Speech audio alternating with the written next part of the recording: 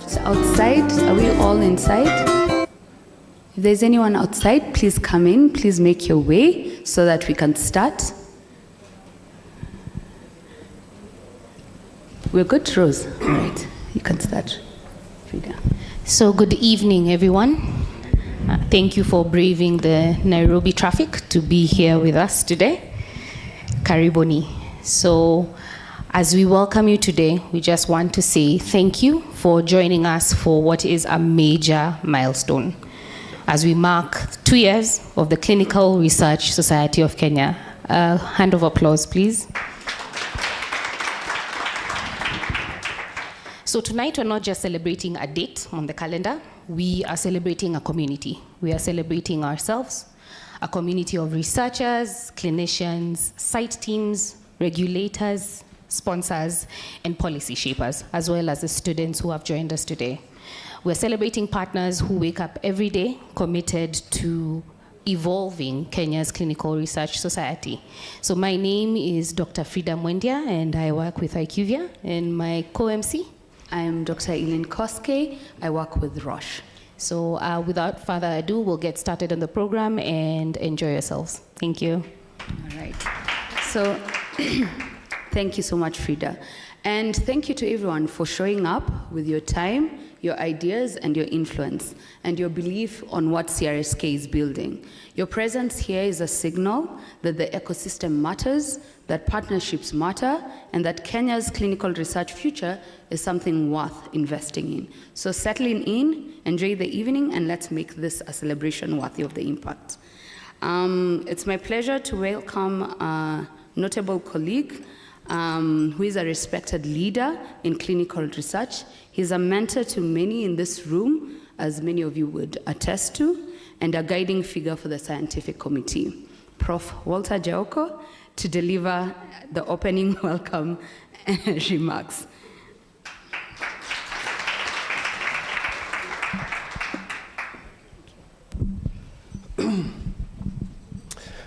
So good evening, everybody.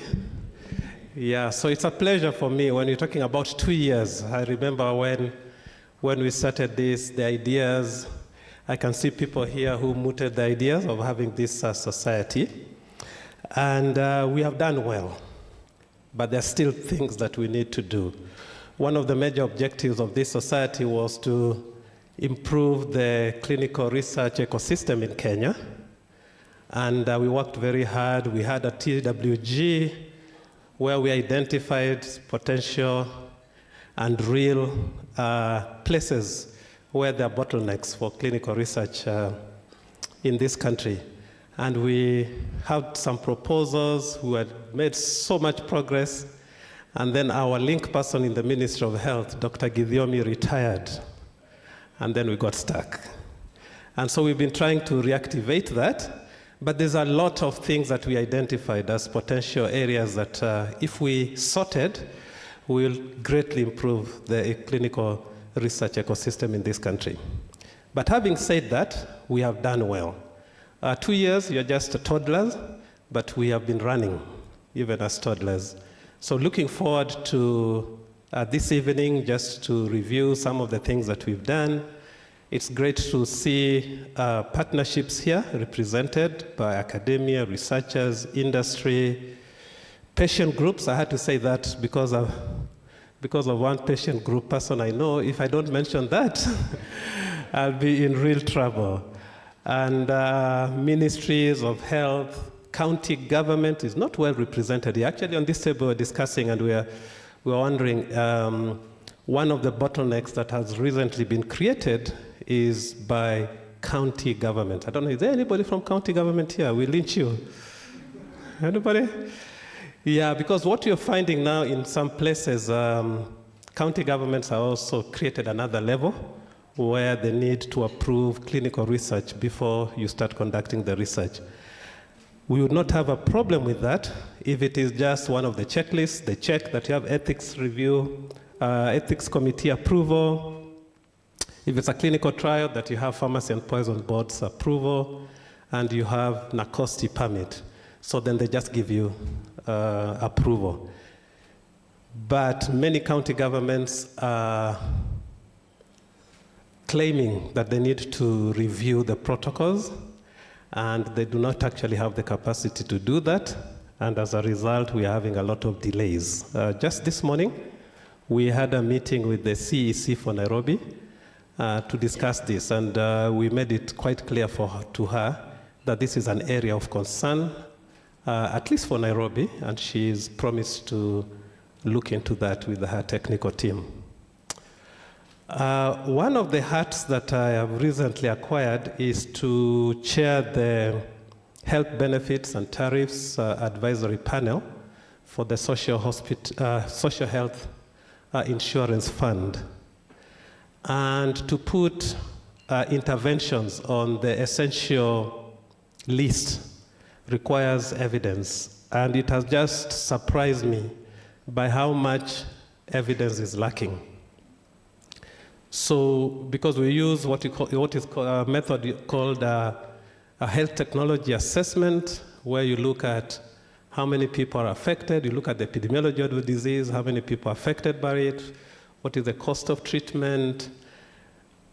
But for many of the disease conditions, we don't really have sufficient data.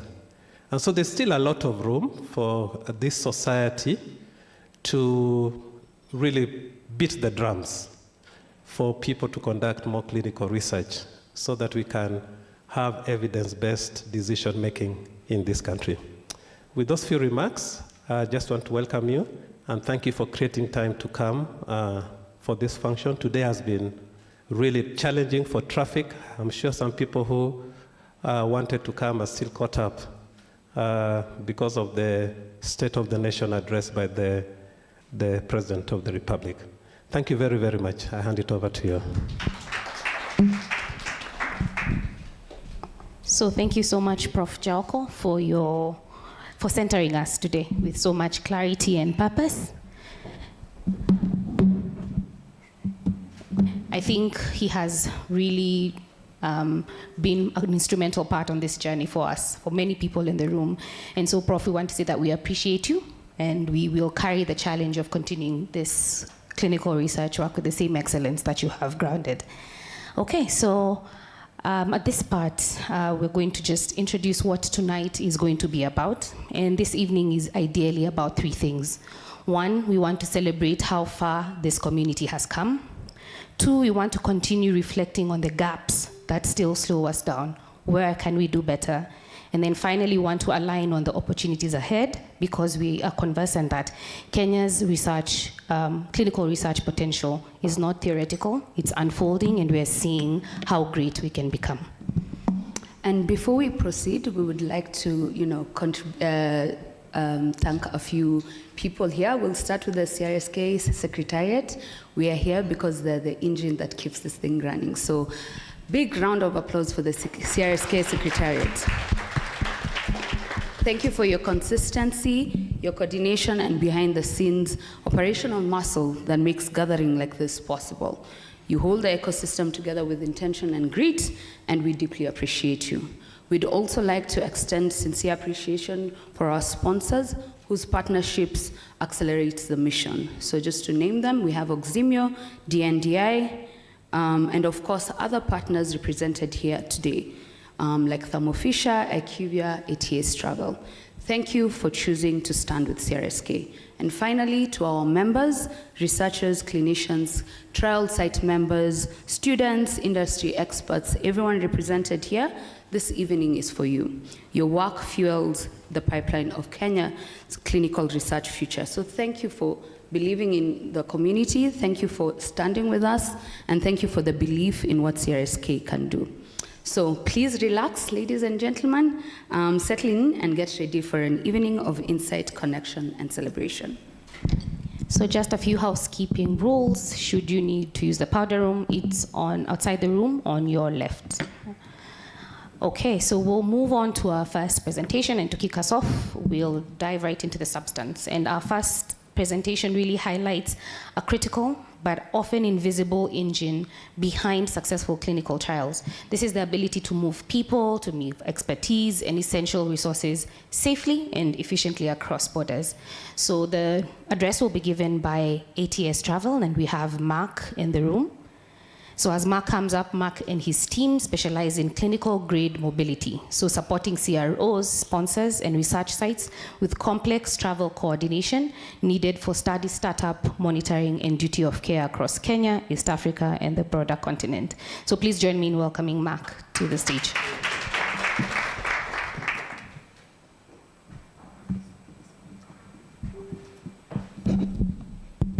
Thank you. Good evening, everyone. Thank you very much for having me here. My name is Mark Roby. I'm from ATS Travel. And basically, ATS Travel is a consortium of travel agencies. We also have Traveler, and we also have Reserve Trip. So today, we are here basically to celebrate the CRO leaders, the policy makers, investors, and the clinicians who are present here. And basically, this is just a moment to build trust, share the vision, and fostering partnerships and collaborations all among us. So basically, what we've done here at ATS, we've been in existence for the last 40 years. And what we've done is we've understood the pain points that each and every industry face, especially here in Kenya, since we are located here at CRSK Garden House, Fasngong Avenue. And one of the site startup delays that we've understood is just the visa bottlenecks. And with ATS Travel, we have a dedicated visa desk that's always there to assist you during your pre-planning, travel planning process. And then also that we also saw the duty of care gaps, whereas we come up with multiple systems to be able to assist you on the duty of care, so that whenever you're in site, there's always someone who's always in the back end to be able to assist you. And as I stated, we have a 24/7 desk, so that whenever you're in site, let's say in West Africa, which is something that we've really perfected ourselves in, coming up with great partnerships, so that whenever you leave your house here in Kenya, to the time you get back home, ATS Travel will be there to assist you with all your travel and logistics pain.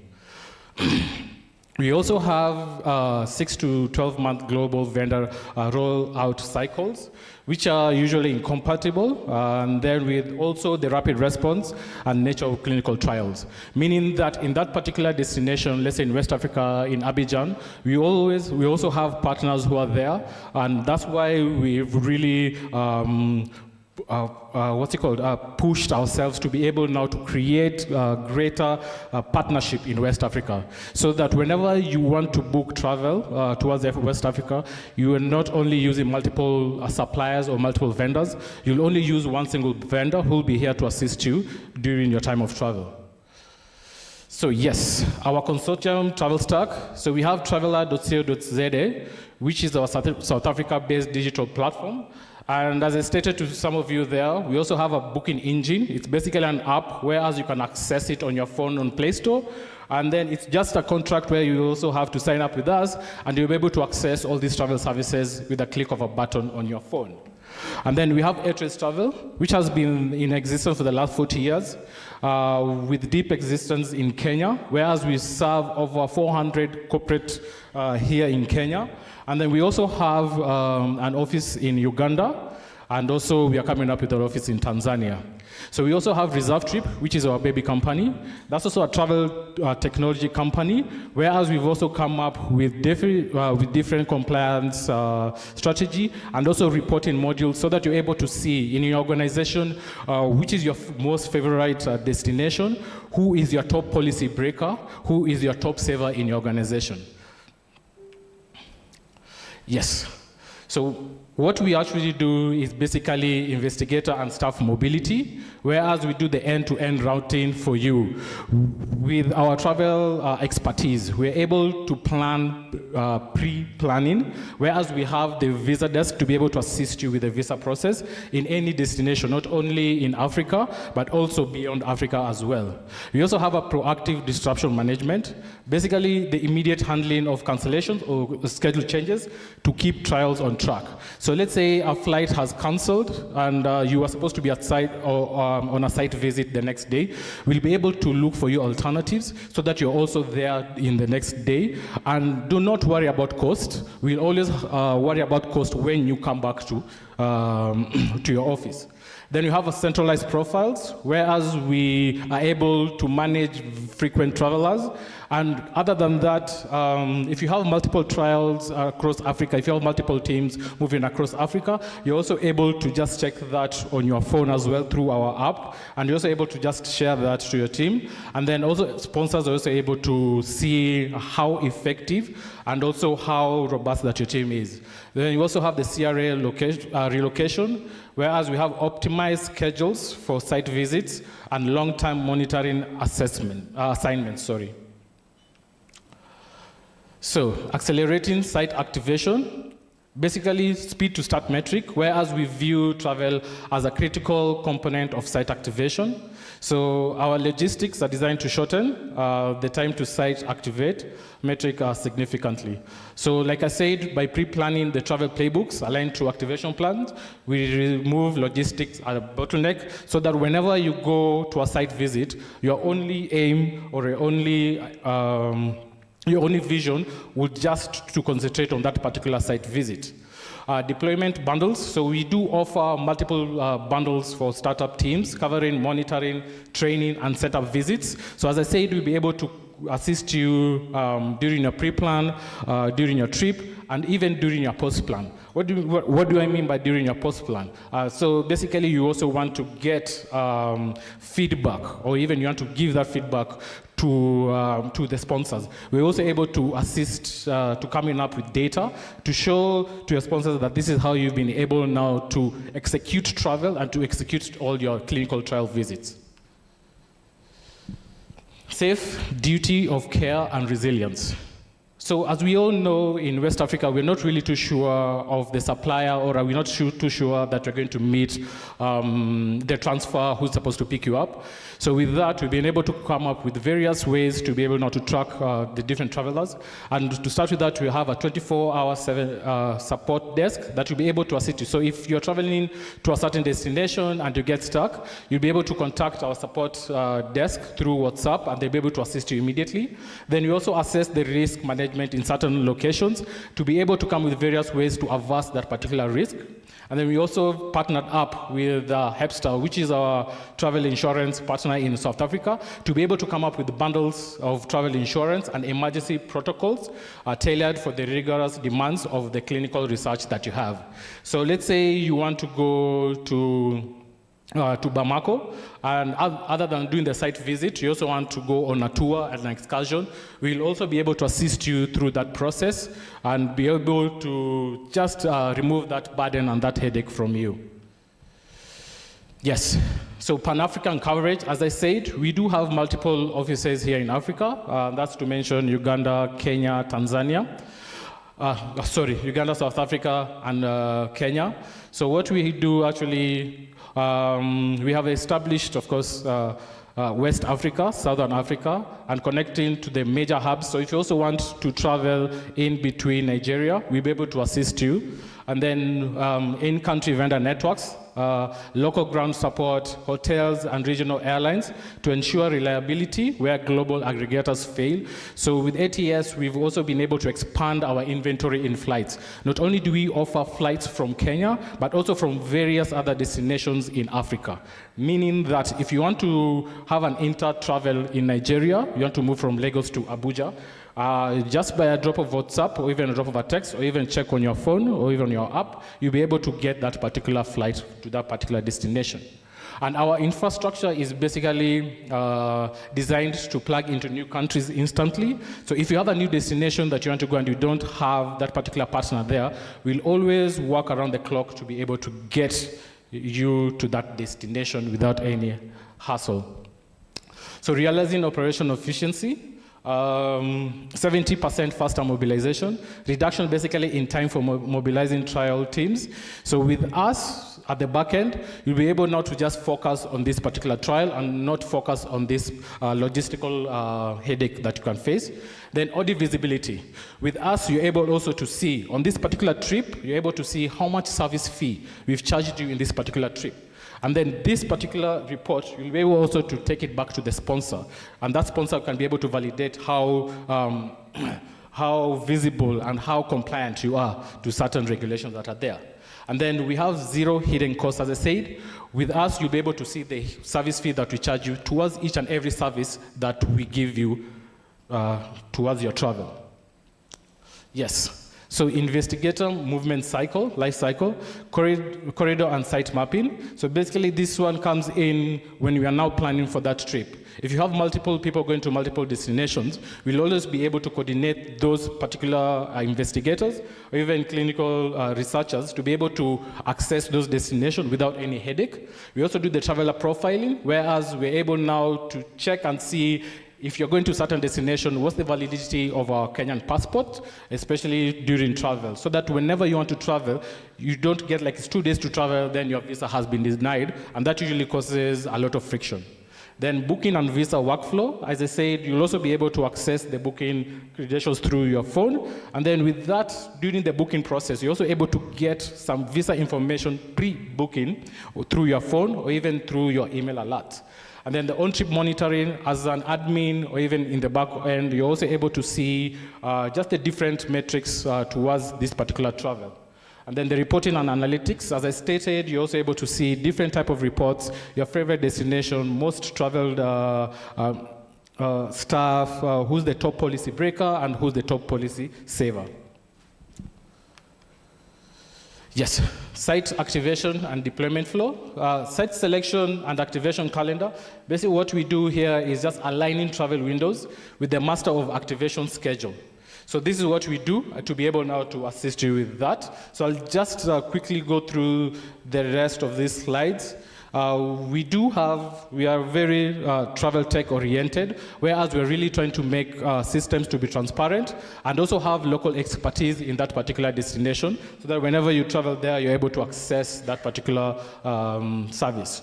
So to partner up with us, we do have a booth outside there. So I have my card. You can also visit us at CRSK Garden House ground floor anytime you want, and we'll be there to assist you to come up with your travel needs. So not only if you book with us consistently, if you partner up with us, you'll also be getting incentives directly to you. So if you also want to have your own personal travel, we'll extend that incentives to you, or even a commission, or even a rebate towards a certain destination. With all that, I'd like to thank you for giving me your time, and have a good evening. Thank you.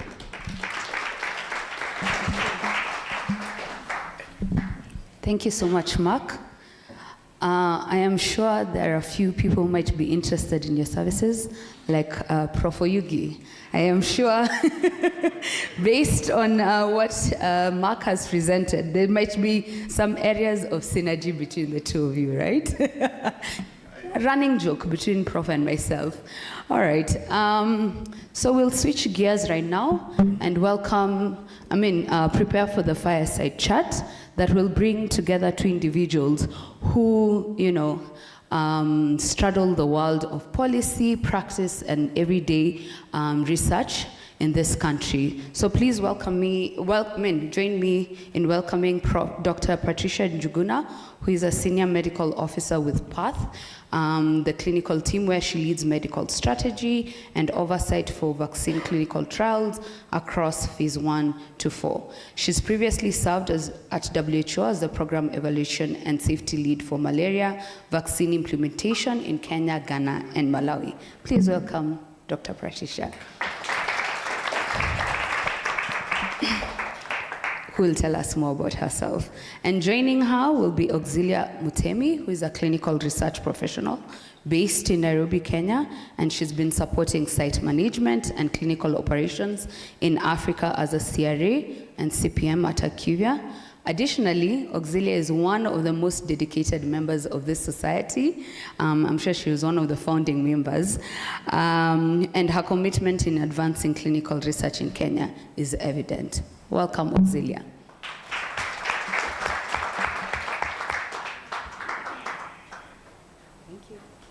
Thank you, Eileen.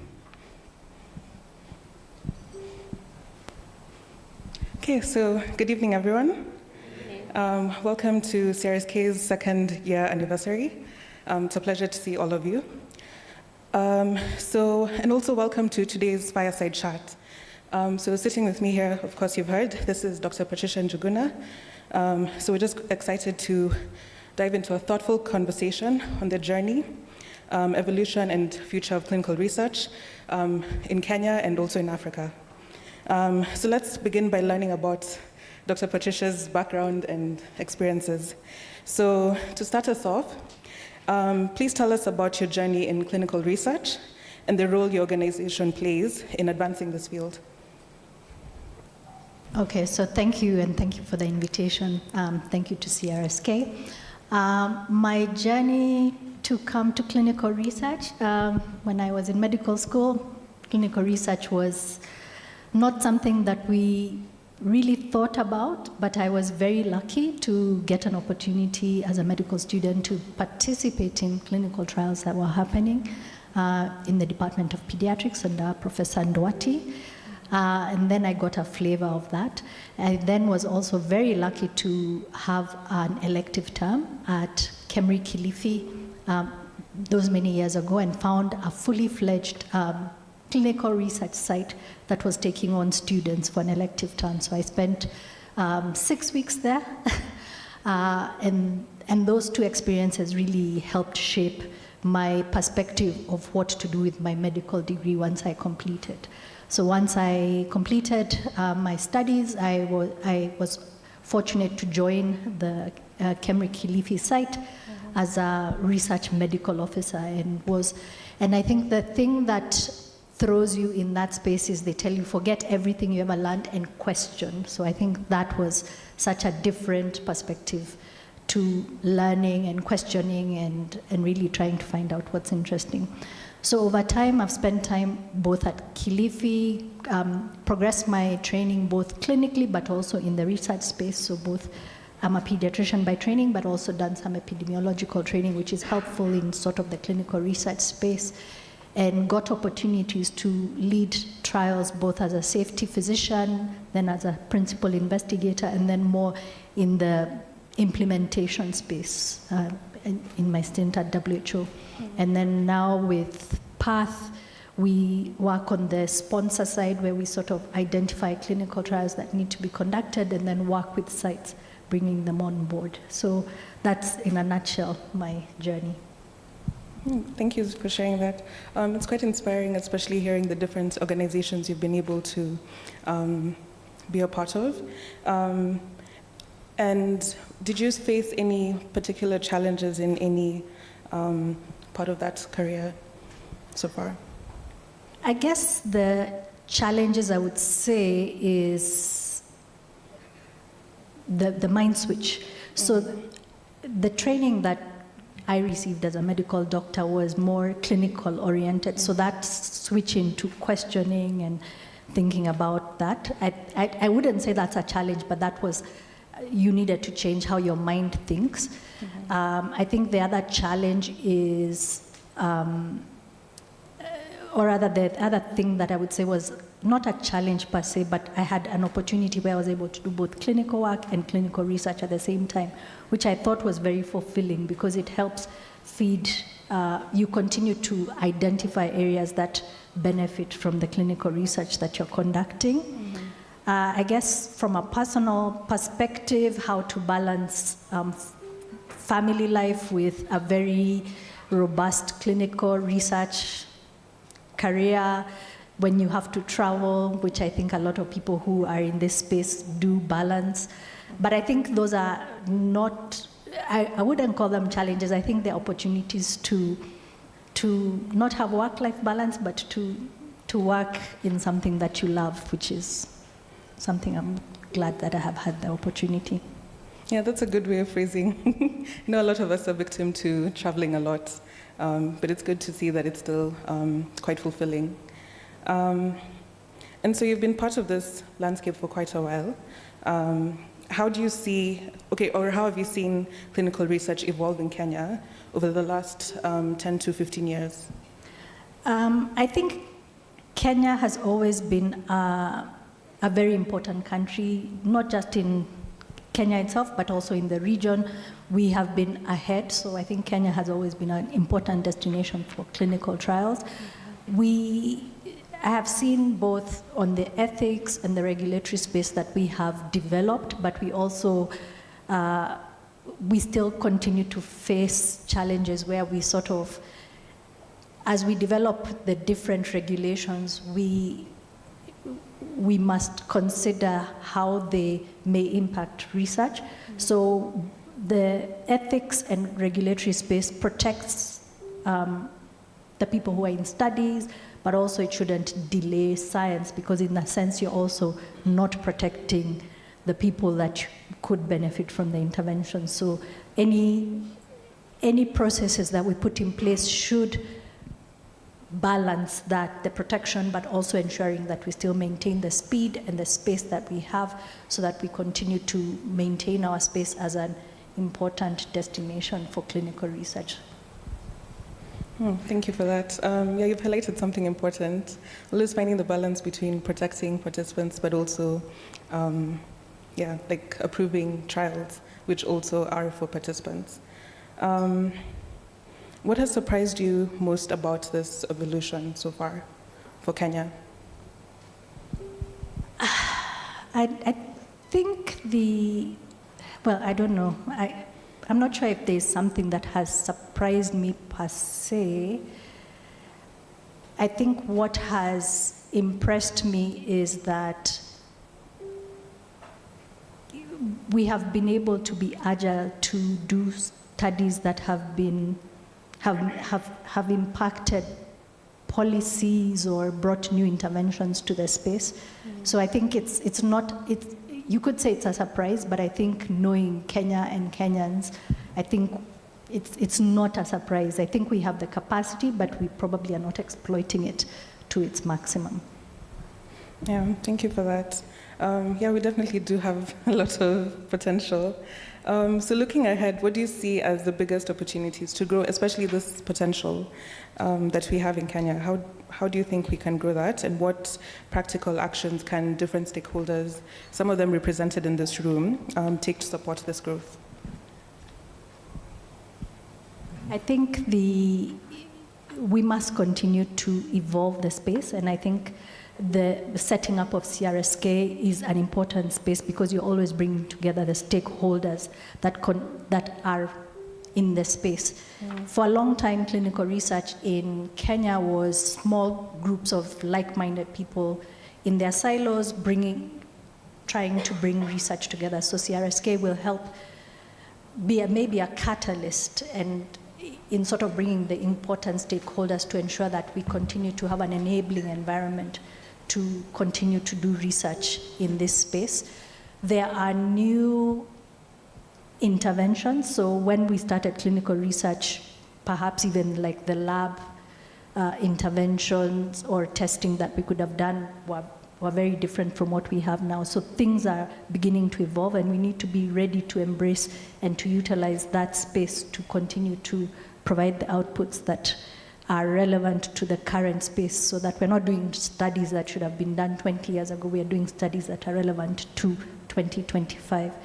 And I think the people in this group, as Professor Jauka was pointing out, we need to work together to ensure that we continue to be able to have, to enable that. I think the other thing that's becoming important in this space is the use of technologies and AI. I mean, ATS was just telling us about on your phone, this was something, this was not a concept when I started clinical research. You had to get on a phone. There was, I'm sure some of the early papers that Professor Jauko wrote were on a typewriter. You emailed them, corrections were sent. It was very basic. Yeah. And now that concept is unfathomable to now that when you want to do a paper, you do it, corrections. It's very seamless. So keeping up with the technologies and AI is becoming also very important. So it won't take away what we do, because there's always that concept of we are seeing the problems on the ground and looking at what are the interventions, but it will build efficiencies. And I think that's where we need to embrace these new technologies. Yeah, thank you for that. It's inspiring to hear that you're pro embracing technology, because it's changing quite fast, especially in the last 5 or so years. I think for a lot of us, even as we embrace technologies, we need a lot of training. And I think we used to laugh when we used to say people were taught how to use, is it LinkedIn? But perhaps we are getting to that point with the sprints in technology. Yeah, there's always room, and we're always around to help and catch up. We'll be on TikTok soon, and the next one that comes after TikTok. So in the last 5 years, major global events have reshaped clinical research. So starting with COVID, for example, what key learnings can we draw from that pandemic that we experienced? I think what COVID taught us is that we need to be prepared, and COVID showed us how we can build on what we knew at the time. So there's always a lot of questions of how do we get a COVID vaccine in such a short time? It's because people have been doing the work, and we can learn from commonalities in a platform that can help springboard something in a certain space. I think now we are always aware of epidemics that are happening. There's Marburg, there's Ebola, there's every other epidemic, every other mpox. And we have a lot of research that has been done that is maybe abandoned or shelved, and therefore is ready to go into the next step. And organizations such as CEPI, who are working with a 100-day mission, are really being audacious by saying, if you can identify an epidemic today, in 100 days you should have a clinical trial set up. But do we have the infrastructure, the regulatory, the ethics environment to do that? And we need to challenge the environment that we live in. Ebola is going to be happening here. It's not going to be happening in, I don't know, the US, where they have that system. And we need to be ready to be able to test the new interventions, because they will be affecting our people. And so I think that's what we learned from COVID and the new epidemics that we are seeing. And it is doable. I think Rwanda was able to stand up a study in less than 100 days. So if they can do it, I think we can put our hands together and start these. Yeah, so stay ready to be ready. Yes. Or be ready to stay ready. And okay, like a second major global force is geopolitics. Like we've seen when, like for example, what happened with Ukraine, and there was such a disruption and everything. How do you see geopolitics shaping or disrupting clinical research today? Even in terms of elections as well. Okay, not specifically, but just like when we have elections in different countries and stuff like that. So I don't know how you define geopolitics, but I think geopolitics does happen still even in the context of epidemics or pandemics. So whether it was the flu or COVID or politics or the other things. I think what we realize is that in those instances, there's often opportunity to, nations will look inside. I mean, if there's a problem in a certain area, you hold on to what you have. So I think the opportunities that we see, at least in the African context, that nations want to start looking at vaccine manufacturing, that's very important. We see that the regulatory bodies are now starting to mature their activities so that they are able to provide adequate oversight to that manufacturing. And it's important because in the context of geopolitics, the supply chain disruptions. So if you can't get vaccines in, but you're able to manufacture them in your region, your country, that impacts you less. And as in the context of COVID, there was always like, we first need to secure doses for our population before we give them, and that happened the same time with the flu pandemic that happened, I think, in 2010, 2011. So it's not a new thing. We just need to be able to continue to build on the existing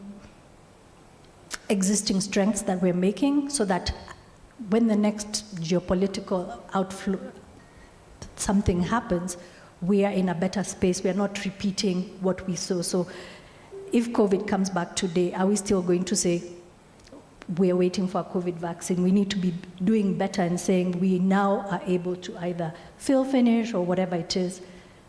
We need to do better. That's what I would say. Yeah, I think we've realized that geopolitics is increasingly becoming both a silent driver and also a disruptor. So it is good to, again, just be ready and stay ready and have all those regulations and capacities in place. Thank you for that. And so now, for the future of clinical research in Africa. So looking 5 to 10 years ahead, how do you envision the clinical research landscape changing in Africa? And do you think AI and new technologies significantly change how we conduct research? I know we mentioned AI before, but now like, sasa kwa ground. I think the future of clinical research in Africa is bright. Maybe when I started in clinical research, there were not many people that we could sit together and talk about clinical research or the environment. And now we have rooms and probably beyond this, people who are in the field of clinical research. I think the statement that we see a good number of CROs setting up in Kenya, in the region, also speaks to the future of clinical research in Kenya and in the region. So I think the future is bright. In terms of how AI will take clinical research in the future, as I said, it's to build efficiencies. I think we shouldn't be afraid of it, but I think we also need to ensure that it's being used in an ethical manner. And I think there's a lot of people looking into that space of how to use AI ethically, especially in this space of clinical research. I mean, we already face a lot of questions about why we do the research, what is it in for it, but also just making sure that with the introduction of AI in the same space, that the ethical safeguards are not lost. Yeah, I think that's very important. And the future is both exciting and unpredictable, but mostly exciting. Very exciting. Okay. So lastly, as we wrap up, what advice would you give to both seasoned veterans, some in this room, and also to those who are just starting out and trying to get their foot in? I think to the veterans and to some of my mentors here, I think to continue to encourage them to continue to mentor us and to mentor the upcoming generation. I think for people who are looking for a foot into clinical research, it's an exciting space.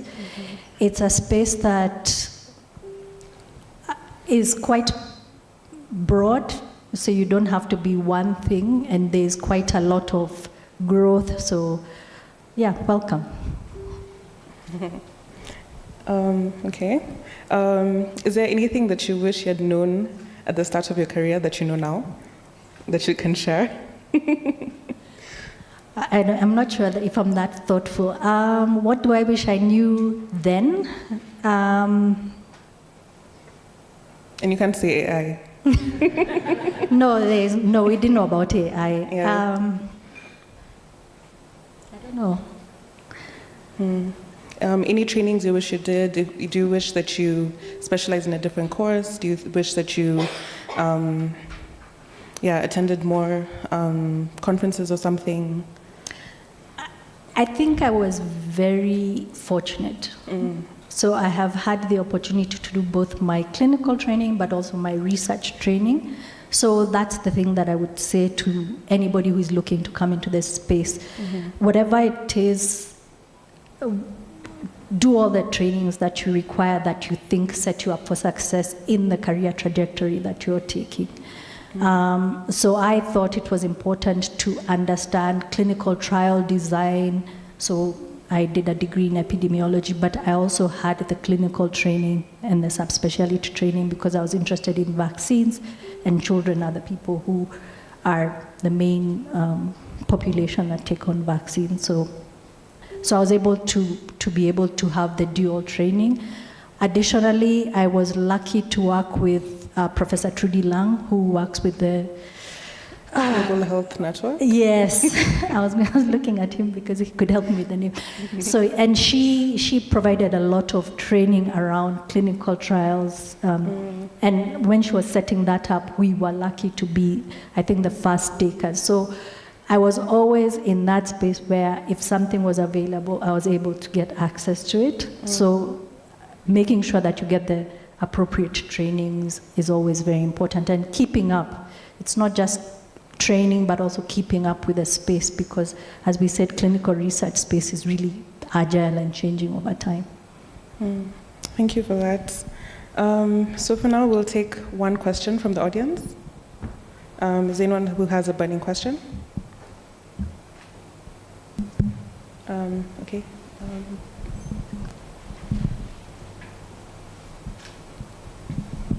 Yes, Christine. Thanks. I'm a patient representative, but I'm also interested in clinical research, especially around rare diseases. And now I'm like going into the deep end. But my question to you is, how would you advise somebody like me to, in terms of, apart from training, how to get into clinical trials? Because I know right now things are going into patient-centered everything. And patients should be included from onset of the trial, not when disseminating results. So what words would you give me as an entry in trying to figure out how to get into this space that you've been? So I think, well, in the space that I came from, we used to lump it into social science, but I think it's very important. Civil society and making sure that patient groups are involved in setting priorities. So one of the things that I think is important, maybe others don't, is that if we are doing research, it should speak to the priorities we have, not the priorities of the funder, and hopefully we can find a way to marry them. We can sort of convince them that our priorities make sense to them, and that's fine. The patient groups have a big opportunity to legislate research priorities, and so in that context, working with probably the governments to ensure that research priorities and funding is set aside for that, but also engaging with the groups who are participating, making sure that if they're setting up clinical trials, they're actually speaking to the needs of the population. This is going to be a bad example, and Professor Jaoko will shout at me if it's wrong. But in the space of HIV, the clinical trials that were done in Kenya were, at least the one I participated in, was looking at breastfeeding versus not breastfeeding for HIV infected.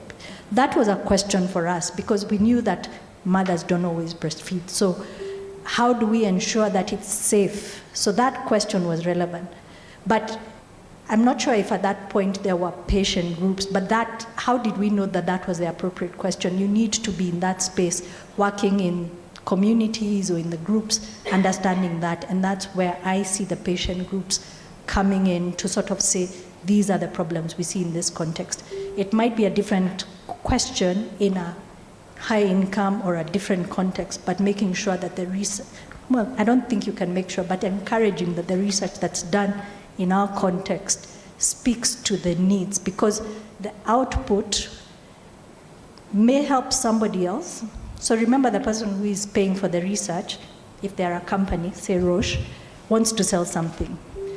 If they are making something that will sell in a high income, it's a win-win for them, but it's not a win for us. We provide the data, we get paid for the research, but in the end, it may take a long time for the product to come to us. And just for, these are my own personal thoughts, these are not my employer's thoughts. So in that context, we need to ensure that we encourage that the research that is done would be something that would quickly translate into something relevant for our local population. That's how I would see the patient groups or the civil societies really coming on strong and really ensuring that they lobby and they encourage us to be ethical in what we're doing. Thank you. So thank you so much for that. We've come to the end of our session. Sorry. Thank you so much for that. We've come to the end of our session.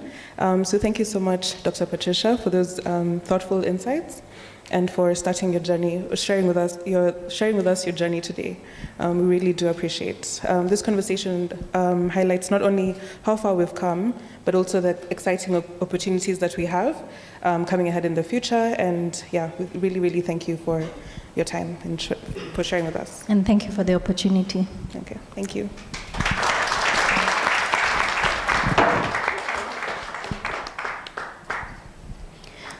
So thank you so much, Dr. Patricia and Auxilia, for the grounding conversation.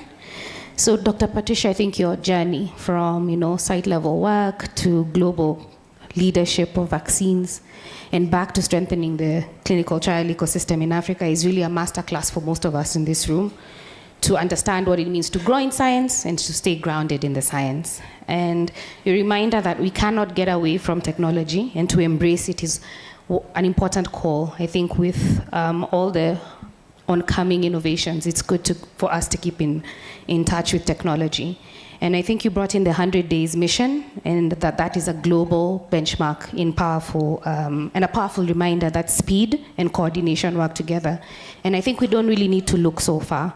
If we look at Rwanda, in the recent Marburg outbreak, they responded from the outbreak declaration to the first patient vaccinated. It was only 8.5 days.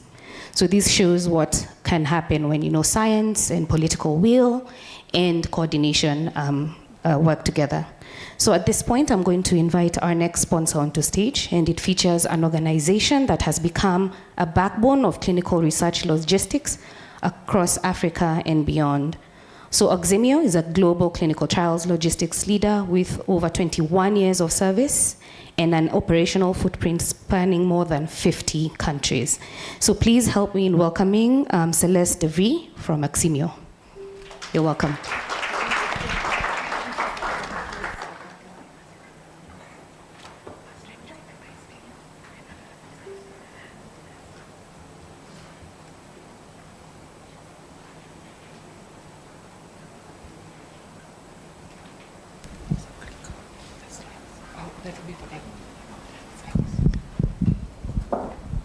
Hi, good evening, everybody. My name is Celeste DeVries, as I was introduced. Thank you very much for having me here. Before our wonderful team of Beth, our RP, and Abel, our operations manager, takes us through the capabilities and capacities and the vision of what we are doing at Oximio from not just a local and East African perspective, but from a global perspective as well. I'd just like to for you all, put your hands together for this wonderful organization that is doing such fantastic work, and we could not go on without an association like this. We so desperately need this in Kenya and in East Africa. So please put your hands together for this one.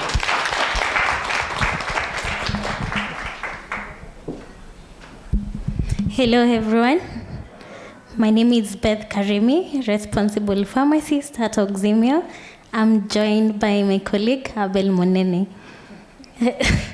So I know Oximio is, most of you, they know about Oximio, but for those who are new to who we are, Oximio is a global clinical trial logistic company that was established in 2004 in Ukraine, and we've set footprints across the world. In Africa, our depot, we have 2 depots in South Africa and in Kenya. Our South Africa depot was started in 2019, and in Kenya we started operations in 2022. Our Kenya depot is located on your way to Limuru in Tilisi. And for those who have visited us can attest, we have a world-class clinical trial depot, and we support end-to-end clinical research supply chain solutions across East, West, North, and Sub-Saharan Africa.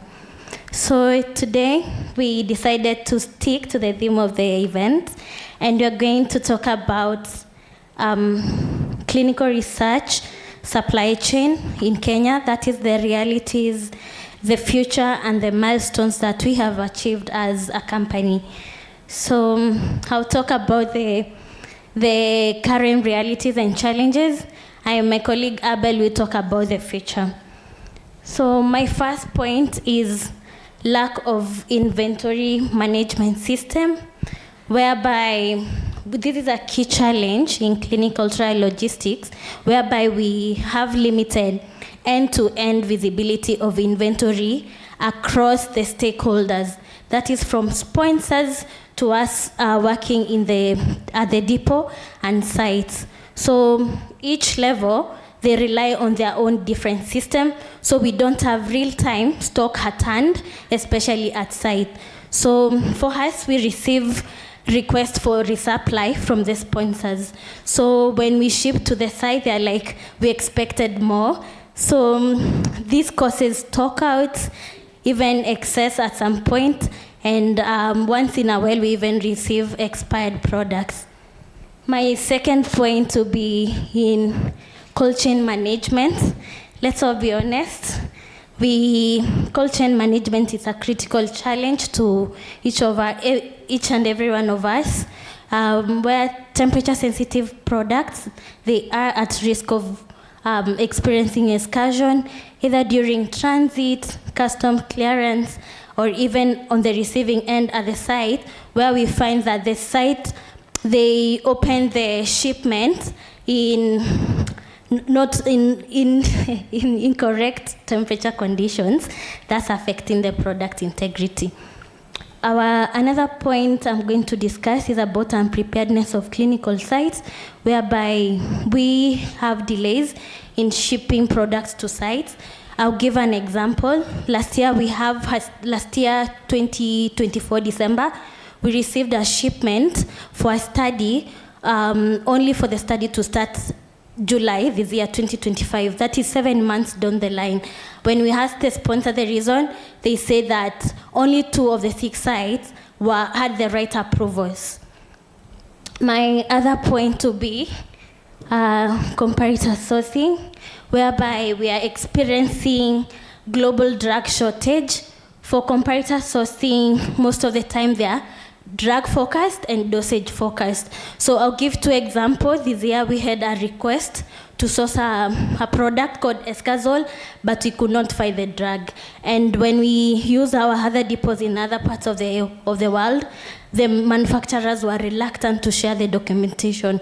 So we could not ship the products to sites.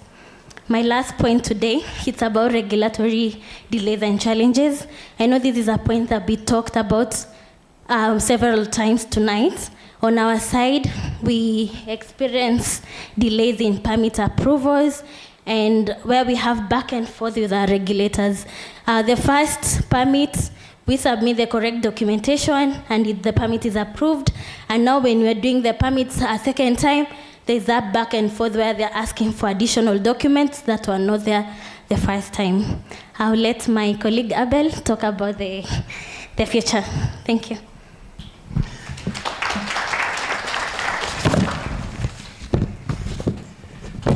Thank you, Beth. I'll take over. I'll talk about clinical research, supply chain, but what the future holds. So I'll start with modern inventory management. So what we have seen is that we need the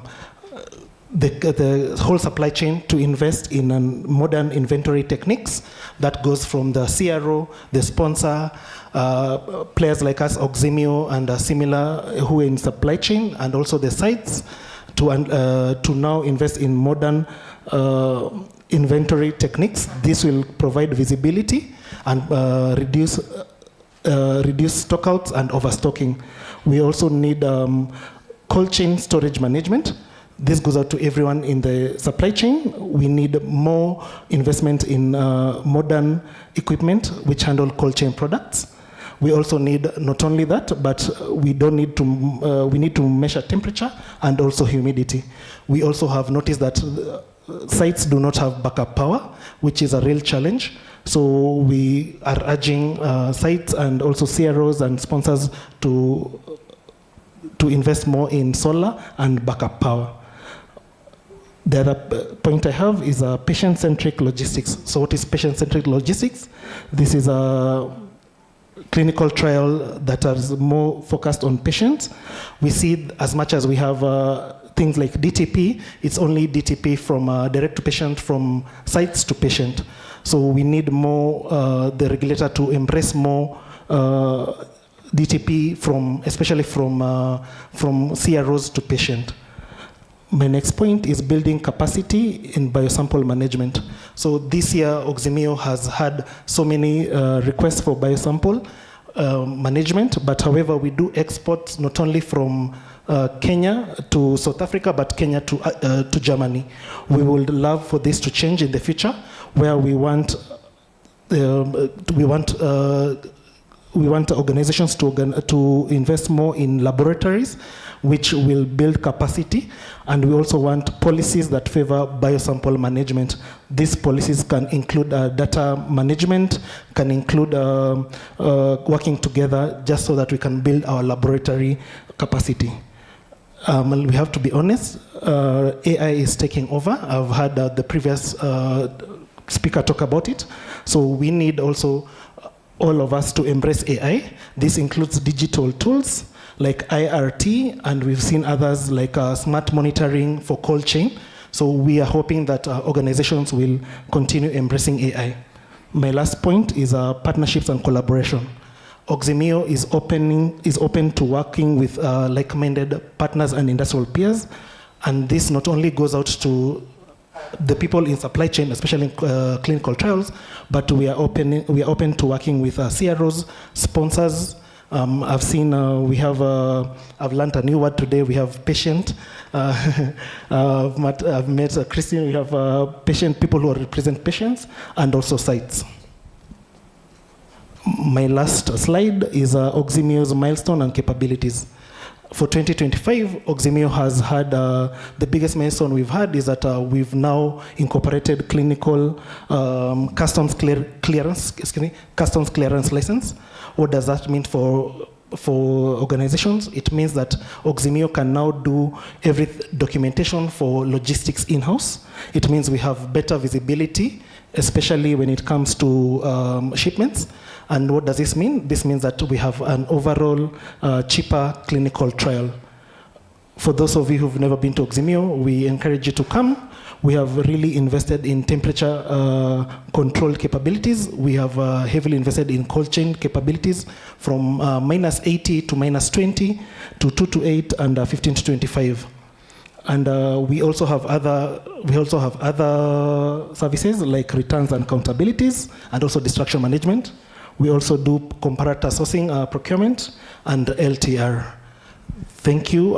I think the ones Beth said, the ones who've come to our... One of the most anticipated parts of the evening, where we will have the panel discussion on community engagement. Community engagement is not a nice to have, as we're aware about. It's the backbone of ethical and sustainable and scalable research. So,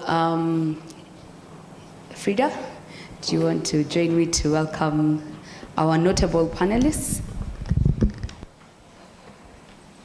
Okay, as we have the chairs placed on stage, I'll start our introduction with the moderator for the session today, Yvonne Mashira. So Yvonne Mashira is a social behavioral scientist and public health strategist with over 20 years of experience across multiple countries in Africa. She has worked at the intersection of research, evaluation, and policy, bringing deep expertise in HIV prevention, vaccine and product acceptability, and health system strengthening.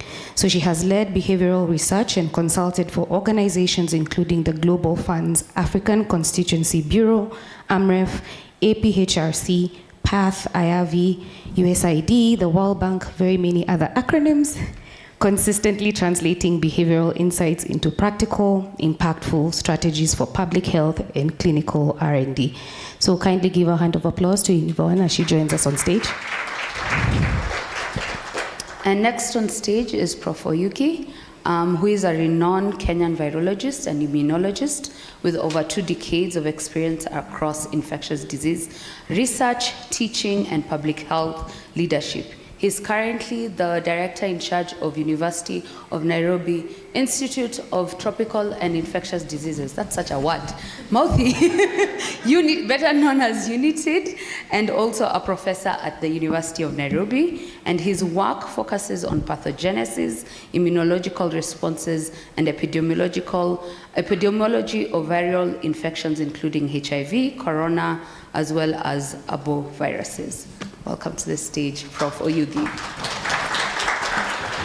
Okay, next we have Lilian Mutengo. She's a public health professional with over 20 years experience in community engagement in research, science communication, bioethics, and science policy engagement and advocacy in Africa. She has established programs and led teams to identify and execute innovative strategies that support better understanding of research communities and cohorts in biomedical research in Africa.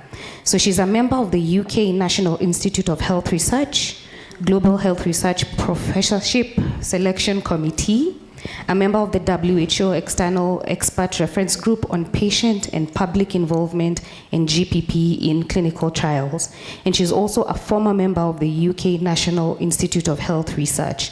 So Lilian Mutengo is currently a senior program manager at the Science for Africa Foundation, and in this role, she oversees science communication, community engagement in research, and science policy engagement. So a hand of applause to Lilian. And next on stage would be Dr. Njoki Njiriani, who is a notable and very impressive oncologist.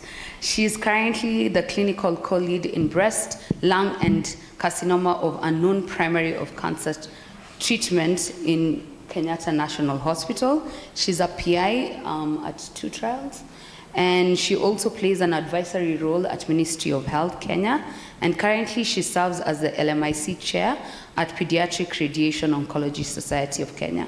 Her research interests include breast oncology, pediatric oncology, uro-oncology, and prostate oncology. So with no further ado, we'll hand it over to you, Yvonne, to moderate the session. Thank you. I believe there's one more person. Apologies. So we seemed to have forgotten one more panelist, and he is online. Pastor Marube. He's here. Okay. Oh, my goodness. Welcome. So welcome, Pastor Marube. So Pastor Marube is a church minister and general secretary at the Church of Christ in Kenya. He's the national youth patron of Church of Christ in Kenya, and he also sits on the community advisory board of Kavi ICR, that is the University of Nairobi. He has a diploma in Bible, missions, and church ministry from Nairobi Great Commission's Training College. So apologies for leaving you out, Pastor, but over to you, Yvonne. Thank you so much for that introduction. Good evening, everyone. We don't sound energetic. What is happening? And we're here to talk about how we engage each other, community engagement, and how we can make it meaningful. And also for us to break the myth that community is the other. You know, we don't look at ourselves as part of the community. So we are trying to bring that principle into sharp focus. Without community, there's no research, isn't it? So we want to explore 5 things. 1, how do we build trust in the face of misinformation? As an example, with clinical research around vaccines. How do we move beyond tokenistic involvement of CABs, and not just as a checklist for IRBs? How can we rethink consent in culturally relevant ways? We have our 50-page consent forms. Do participants actually really understand what they are signing on to? How do we close the feedback loop? I think we are very good at engaging the community at the beginning of our research because we must have them, we need them. But then once we write papers, once the findings come out, we forget about them. Also, how can we deliver long-term benefit after research ends? So not just to have a study end, but also how can we continue that loop around communication? And as you've heard from Frida, we have a very impressive panelist here joining me to join this discussion. But before I engage our panelists, I'd just like to hear 2 or 3 opinions from the audience. What do you understand community engagement to be? It's not an exam, I promise. Anyone?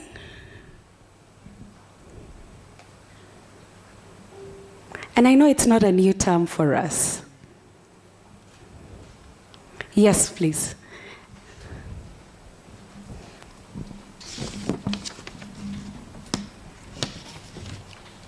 Okay, good evening, everyone. I'm Isaac Mulatia from Oximio Limited.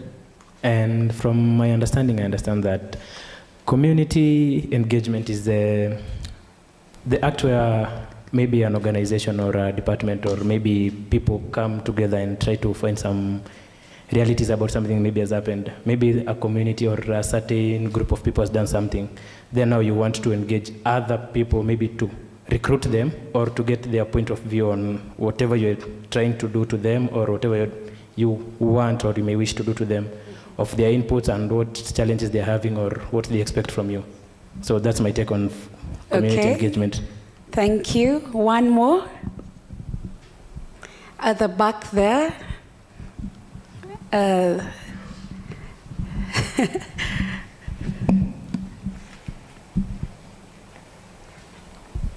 I hope before you proceed, you can define who community is. Well then. Hi everyone, my name is Dr. Mitako from PPD, part of Thermo Fisher Scientific. Community is obviously a very broad term, but for clinical research would be anybody who would in any way be affected or involved in the research. So that would be participants, family of participants, caregivers, for some studies, nurses, just a general population involved in this particular therapeutic research. Engagement would be reaching out to these different spaces, ensuring they understand if it is for a specific trial, what the trial is, why we're doing the trial, to allow them to have any questions about what the research is, what it would be used for, just making sure that the population that we are targeting is aware and understands what it is that we're trying to do, and to also give them an opportunity to provide feedback about what we're saying. Wow, thank you. Maybe we don't need to sit here. Sorry. It's done? It's done? Great. So panelists, that was to set the stage for what your audience thinks about community engagement. And the first aspect I'd like us to really address is around trust, rumors, and misinformation. And that very easy topic is for you, Lillian.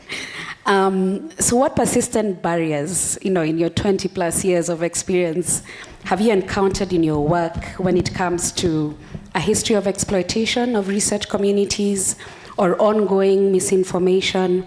And how can we proactively build and sustain trust with communities? That's a mouthful. Persistent barriers. I think what I would say is, first of all, the intent of research that has become persistent in terms of how communities interact with research. Many people are suspicious of why are you doing research. Is it for the right reasons? Who does it benefit? Whose agenda are we doing this research for?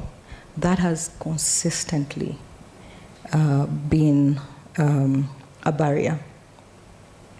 And despite continuous, assurances, it's always there to be a thorn in the flesh in terms of trust, because people will always look at, why are you doing what you're doing? How do I benefit? Who decided that this is important? So that's one thing that I have found. The other is we've struggled a lot with who funds this work. That has also been another persistent barrier.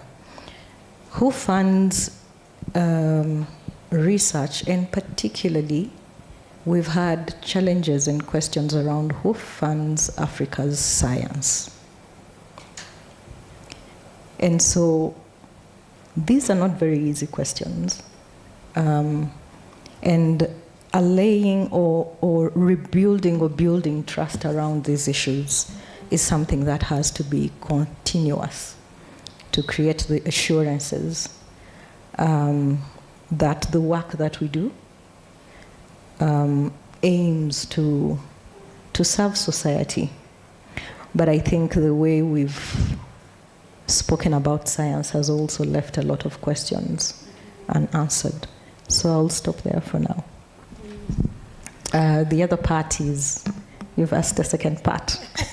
How can we actually build and sustain trust with communities, given the difficulties that you've already highlighted, and the understanding around research, or lack of understanding around research?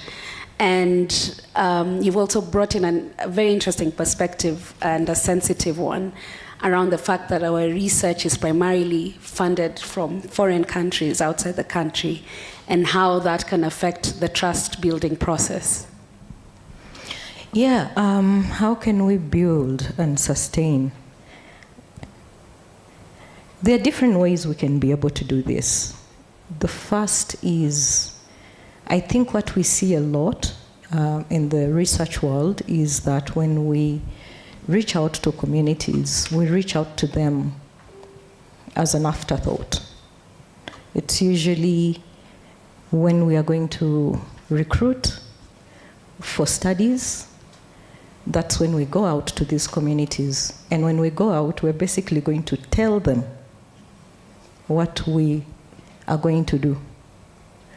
And that's problematic.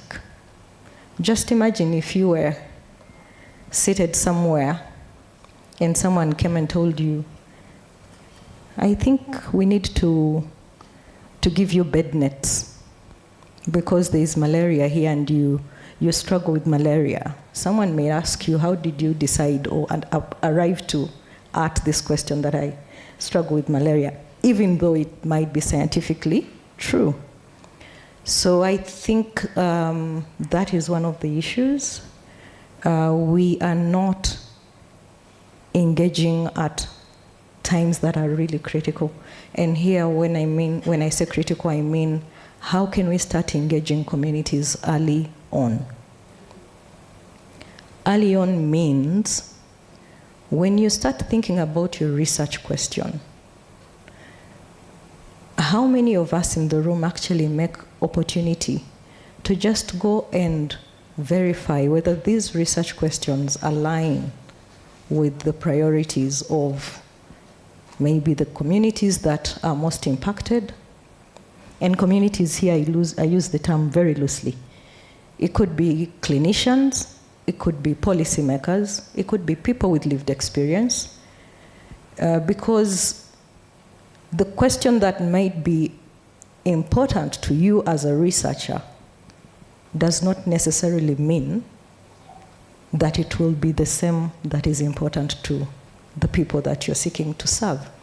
So building that relationship requires that we start reaching out early when we are thinking about the research questions, to be able to kind of, I don't want to call it validating, but to go out and find out if your thinking in one way or the other aligns with the needs of the communities. I think the other would be just knowing that the people that we work with are not completely deficient of knowledge and expertise. I know in the research world in science, because we are experts in the field, we always go to communities with this attitude of, we're coming to inform you and we automatically assume that they will actually receive us and take on everything we're saying. There is a problem. So it's important for us to know that whereas as researchers and scientists, there is a wealth of expertise, research expertise, scientific competencies that we have, we also need to, I think, be very aware that communities have their own competencies and expertise, and that, if tapped into, can actually be able to enhance the work that we do.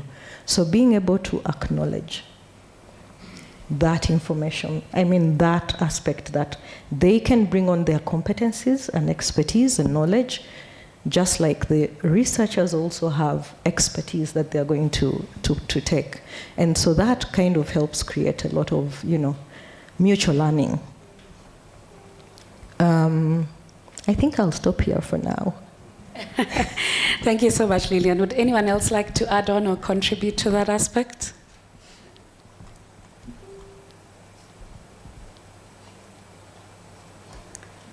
Okay, thank you very much. Thank you very much. My voice is deep. Thank you very much. What my colleague panelist has alluded is very common across anything that includes community, for community engagement. Part of what I'll be presenting in a few minutes is about community advisory board presentation, even a combination, the composition of a community advisory board. Some of this come into place at the later stages of a protocol.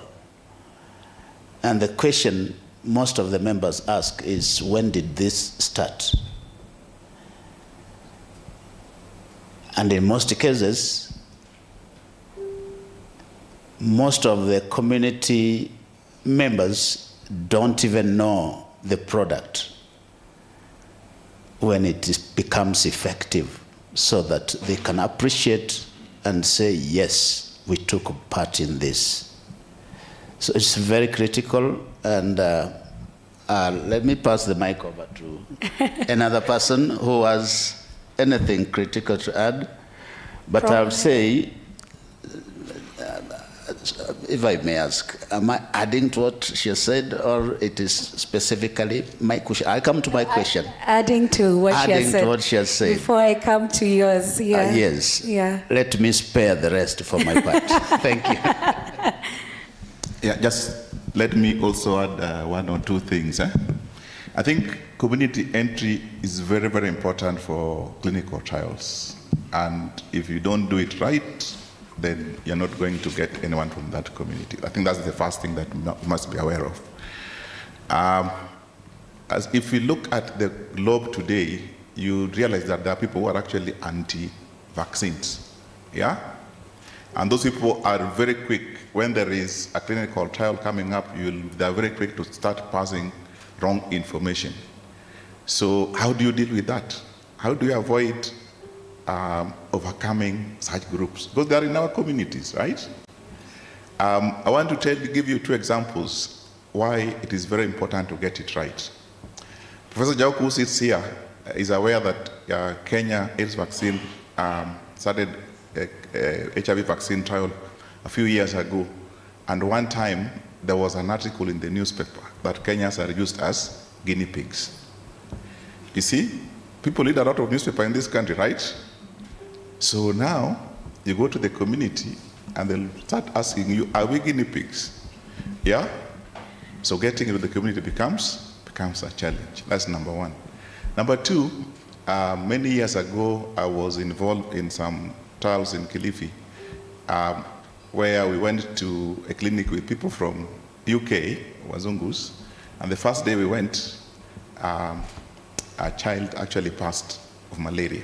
It was not because of our presence, yeah?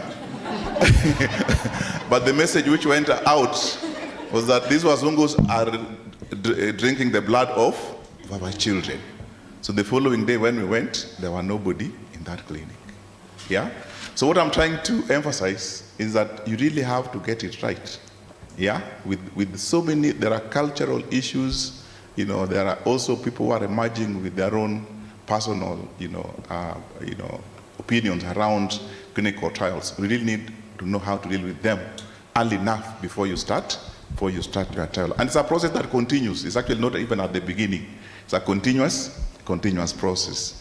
Thank you very much. Yeah, you've highlighted a really important part around research literacy and how can we make the understanding of research more, more edible perhaps and with less technical lingo and in a way that is actually communicating to the people that you're targeting.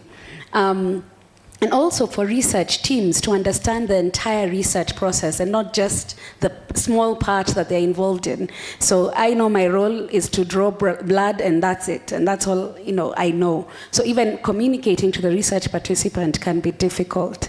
Pastor Marube, I'm coming back to you now. An issue you've touched on, which is the community advisory boards, or CABs as we call them. And I know you've been working with the CAVI CAB for a long time. You have a lot of experience.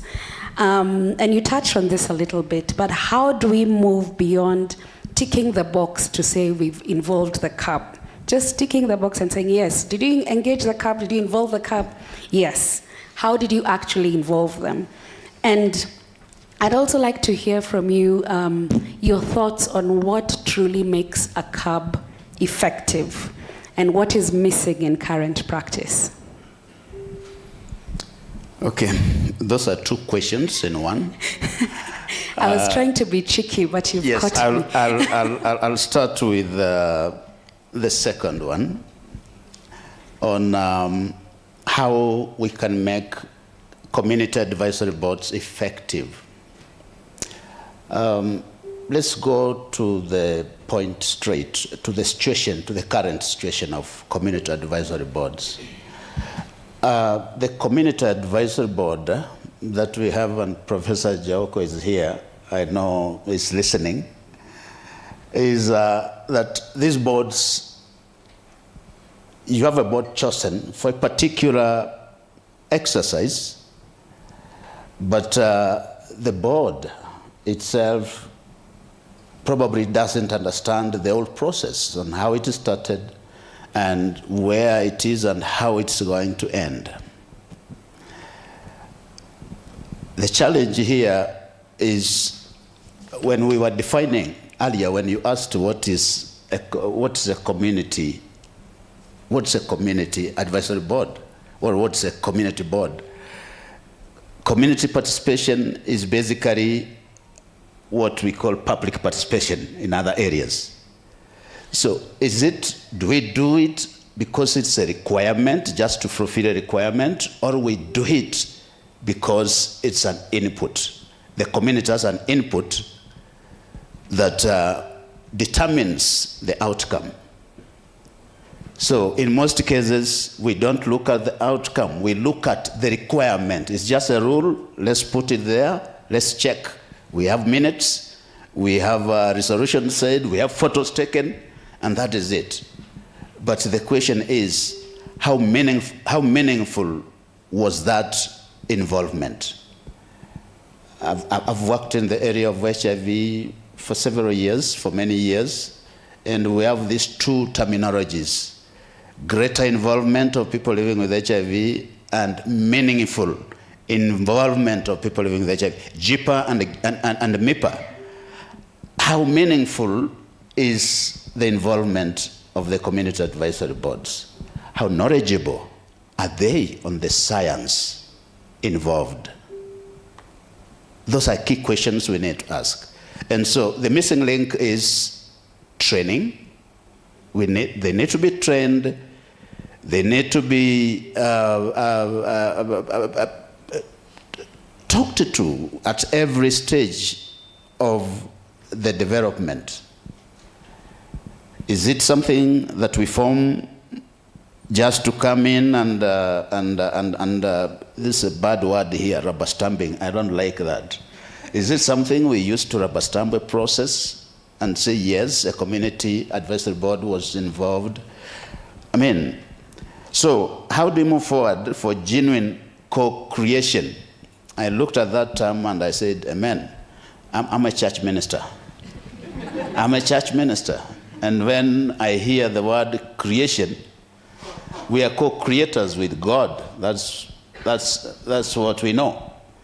And when we talk of community advisory boards as co-creators with scientists, I look at it as a marriage. You get my point? How do you move forward as a couple if you are not doing life together?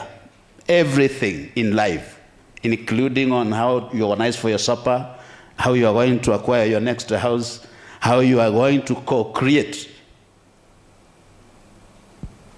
So let the community advisory board be a partner in the process, a long life partner, not a team that you create because the donor wants a community involvement.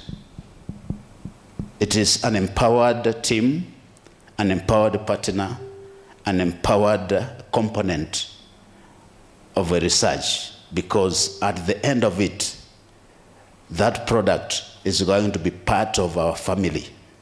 When we get a vaccine or when we get a drug, that drug is part of our household member. We use the drug throughout our life. We use the drugs in our hospitals going forward. So please, to improve on how to move forward as co-creators, let us include community voices at the stage of the agenda setting. This allows research priorities to emerge from a lived need, not a funding trend. We adopt a shared decision-making model, give CAB members a real veto power to over certain elements, such as recruitment strategies, concept processes, community communication plans, and so forth. Like, for instance, if at some point a decision is needed, and a board member, or the community comes up and gives a proposal or gives an idea that may jeopardize the whole process, but that idea or that proposal is ignored, and the team moves on, and the product is out in a few years down the line. Do you think the board that the community that sat and gave a proposal and you didn't take it in, do you think they will take it easily? They'll take offense at that. I was talking with Patricia a few minutes when we came in, and I told her there are two components of research development that are very crucial, and I mentioned about faith. When research is being done, we have faith that is going to be successful. But there's another faith, the faith based in a divine being, that has to be married with science for the product to be effective. And I said, there's a word that we call healing, and there's another word, cure. If I'm sick, and a religious leader comes to me and says, you need prayers for your healing, that should not be ignored. It's true, I need prayers for my healing. But a doctor will come and say, you need this medication for the cure of the disease. So faith for healing and science or medicine for the cure, they are all very critical, very crucial. And how do we marry them together? Professor here mentioned about myths and misconceptions. Somebody comes in, my process starts, and somebody comes in, and a religious leader stands up in the pulpit and says, this is a mark of the beast. and everybody takes it in 100% as truth. And you find whatever you wanted to do has stalled completely because the religious leader said. But we need to empower those religious leaders with information so that they know that, yes, we are healed by faith, but cured by science.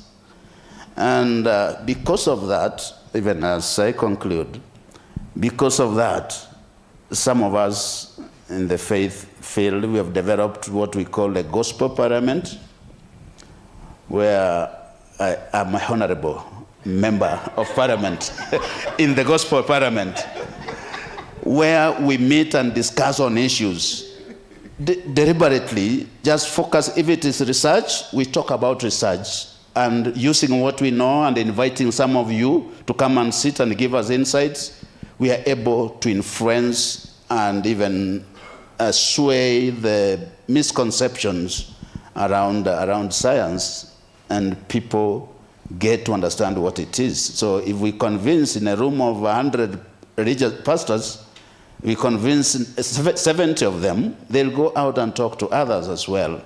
And in that way, we are involving the community. The community is making influence, and the CABs are making progress, very good progress in that. And so, in conclusion, I'll say a CAB becomes truly effective when it stops being a body we consult and it becomes a partner we create with. Tokenism ends when communities see their fingerprints on every stage of the research journey, and from the idea to the consent form, to the findings, to the benefits that return to them.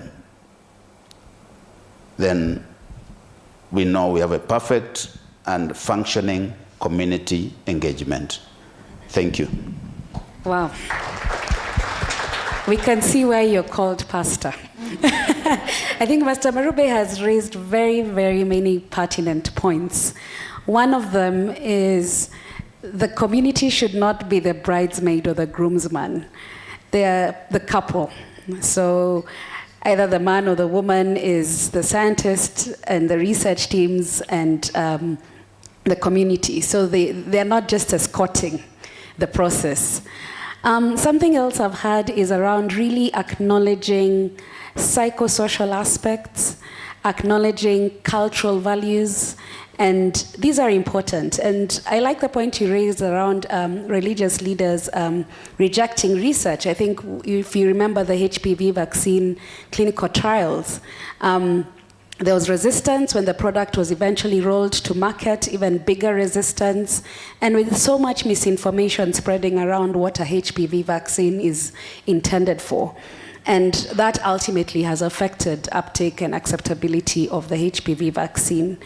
I'd like to hear from any other panelist. What have been your experiences with CABs?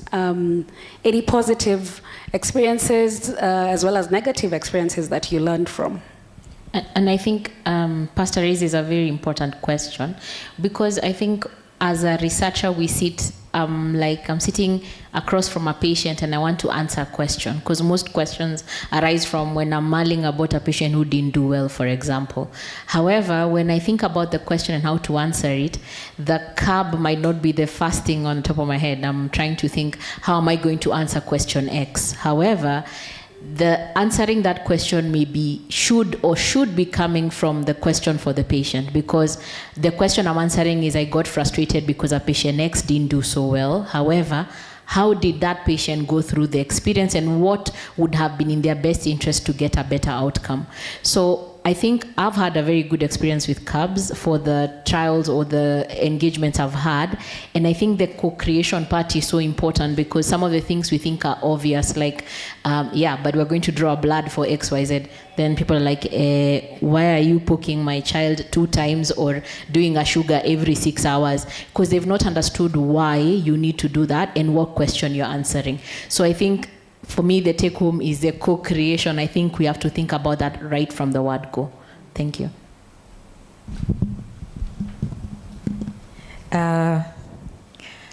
In my early years, when I was still very actively involved in clinical trials, one of the challenges we used to struggle with was if you have a CAB and they decide and say what you're going to do, you already have a protocol, by the way, because usually that's what happens. Correct me if I'm wrong. You know, they'll come with a protocol designed and then they'll ask the CAB, can you give us feedback? How many of you in the room, if you were told, this is not going to work, would go back to the drawing board? I think for me that is one of the biggest issues that I would like to raise. Because ideally CABs are supposed to be able to say, this is going to be feasible, or you might have challenges here. Maybe you need to get back to the drawing board to review this procedure. But how many would be able to get back and integrate this feedback into the protocol? For me, that's one of the issues that I've faced. I'm going to be a devil's advocate here. And I want to... We have a pastor, so that's appropriate. The devil will be chased away. The devil will be chased away. Yeah. One of the issues I've also struggled with is how long should a CAB stay in existence before you get compromised? Because sometimes you get to a level where, you know, there is a thin line between representing the community and actually becoming an advocate of the research institution that you are working with. So that has also been an issue that I've struggled with a lot. We could talk about CABs representing communities, but sometimes you will be asked, who decided that you're going to represent X? Who gave you that mandate? And when you get to this research institution, are you speaking about your own issues that you experience as a community member? Or is it issues that you've solicited from community representatives, I mean community members? And do you have the mandate to take back feedback? So these are issues, for me personally, I struggle with when it comes to CAB representation, and whether the CAB can represent different studies. Pastor, if you're looking at adolescent studies, would you still be the same CAB that is going to provide input? Or would there be need to have an adolescent CAB? Those are some of the issues I struggle with. Not to say the CAB is not important, it is. And I think for me, what I have learned over the years is that these are questions that we need to keep reflecting upon and trying to see how we also integrate other alternative mechanisms to seek community input and have the CAB as one of those very formal mechanisms, but also have maybe other informal mechanisms or other formal mechanisms as well that supplement. Yeah. So Dr. Njoki raised an important aspect around how we actually communicate to research participants and their caregivers, because she's also dealing with children, around study design. Have they truly understood what exactly you're going to be doing and when and why? And the why is important. So I find as scientists, we are very good at explaining the what. This is what we are going to do. We're going to do it at this point, but not why you're actually doing it. And I think it also points back to the aspect that came up earlier, where we assume we are the ones who know and they don't. And so I don't need to explain all this to them. And I know that, there's a historical perspective to this. The medical field and the research field has been, for a long time, paternalistic, but things are evolving and changing. And Lillian, you did raise an important aspect around CAB composition. So does the CAB meet the needs of the study? Are the CAB members representative of the study objectives and the study participants? And how do we actually find a way or a process for having CAB members, come together, or actually have, I don't know how to call it, ad hoc CAB members that you'd have for specific study to address specific needs? And actually, a study we were doing with CAVI some time back, we actually did have adolescent CAB. It was a study targeting adolescents, 15 to 24, female sex workers, 15 to 45. So we had a CAB representing the sex workers and a CAB representing the adolescents. Yeah, so it can actually happen. So Dr. Njoki, I'm coming to you to talk about language, culture, and consent. And the aspect you mentioned around a mother not understanding where you're poking her child every 6 hours.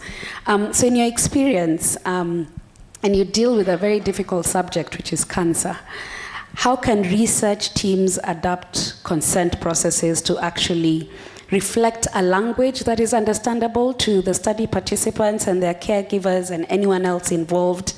How do we also fit in cultural context? Because if you're doing a study in Nandi and another study in Mombasa, it's a very different cultural context. So how can we do all that without compromising ethics, without compromising what we aspire to have in terms of optimal research design? I think I didn't get the hardest question, but I feel like I can talk for 2 hours, but I will try to limit. I think the overarching theme is that as clinicians, our first priority is to do no harm. We cannot injure or harm somebody else in the process of them getting care. As a matter of fact, we see clinical trials per se as a bridge to get patients to getting better care, because if you're in a clinical trial, we are at sort of the topmost part of documentation, science, research, and that assumes, and big assumption here is, we have gotten the basics right. So I'll tell you the current ecosystem that we are in, we are realizing small things like patient comes and has 3 names, but is only identified by 2. Age is never written as you are 35 and 6 months, it is written A. You're male or female, it is written M or F. It's me to fill out the rest, because simple things as documentation become a problem. So when you're talking about a team, remember it's not the phlebotomist, it's not the clinical trial nurse, it's not the coordinator, it is everybody. And unfortunately, because we are social beings, the person who's coming for a clinical trial will not only interact with Dr. Njoki, they will interact with everybody from the guard at the door, and they are asking, where is this unit for clinical research? Taking a step back, if you are to be asked what a clinical trial is, and I think this is the biggest barrier we are having, because in the word of the clinical trial, there is trial, which is an English word. So for most people, they think you are experimenting. Now, try explaining to someone who speaks in my mother tongue what a clinical trial is, and translate that to 40 other languages when you need to speak to someone who lives within the borders of Kenya. So it becomes even more complicated. And I think something as simple as translating consent forms to English or Swahili, we have inadvertently locked out people who would be benefiting from clinical trials. And I'm not just pointing about oncology clinical trials, it's any clinical trial. The second assumption we've made is that everybody can read and write. So does that mean the nice shosho from Kadhonzweni is not going to participate because she cannot read or write, neither can she sign? And I know I'm raising pertinent questions, because in healthcare we cannot lock out people from getting care. However, because of staying within the confines of a clinical trial, there are patients we are inadvertently locking out. In the same breath, we have misconceptions. And misconceptions now started like what you talked about. Now, when we are talking about even clinical trials in the oncology space, it even becomes more difficult. We're already dealing with misconceptions about cancer itself. Now it's misconceptions about the cancer trials.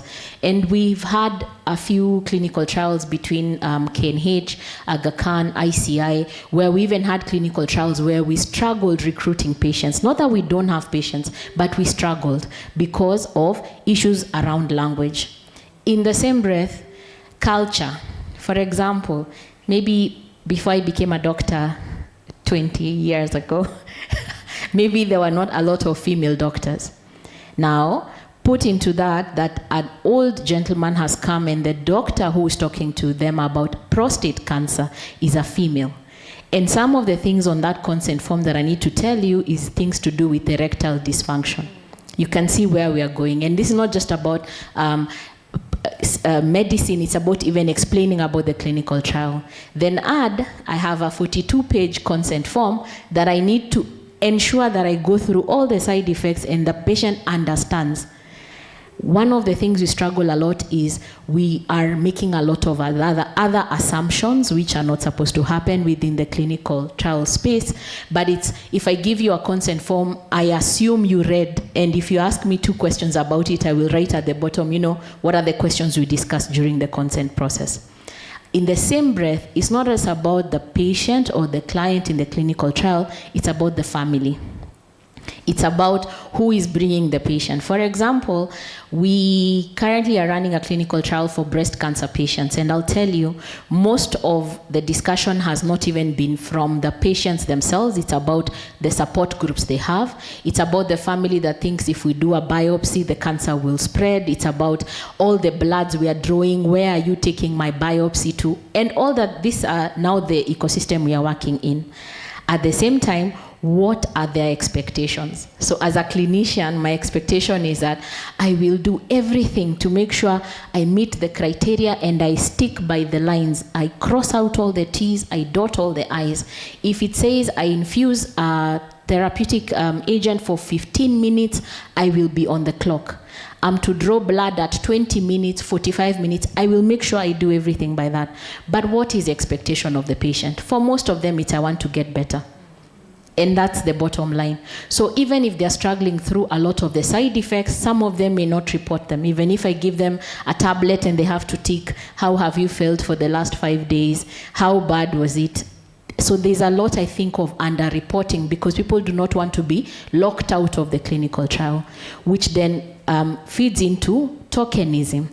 Are we now getting patients participating or not participating because of what they will get from the trial, which I think beats the principle of working in the research community. Again, the consent process, I think we have to adapt that, because if I'm sitting with a patient for 45 minutes, an hour, going through the consent form, are they really with me, or they are thinking, I must say yes because I want to participate in the clinical trial? How do we then move that from, it's not like if you say no, it does not impact on what other care you're going to get. And unfortunately, because of where we are, clinical trials sometimes give you better care than what you're getting.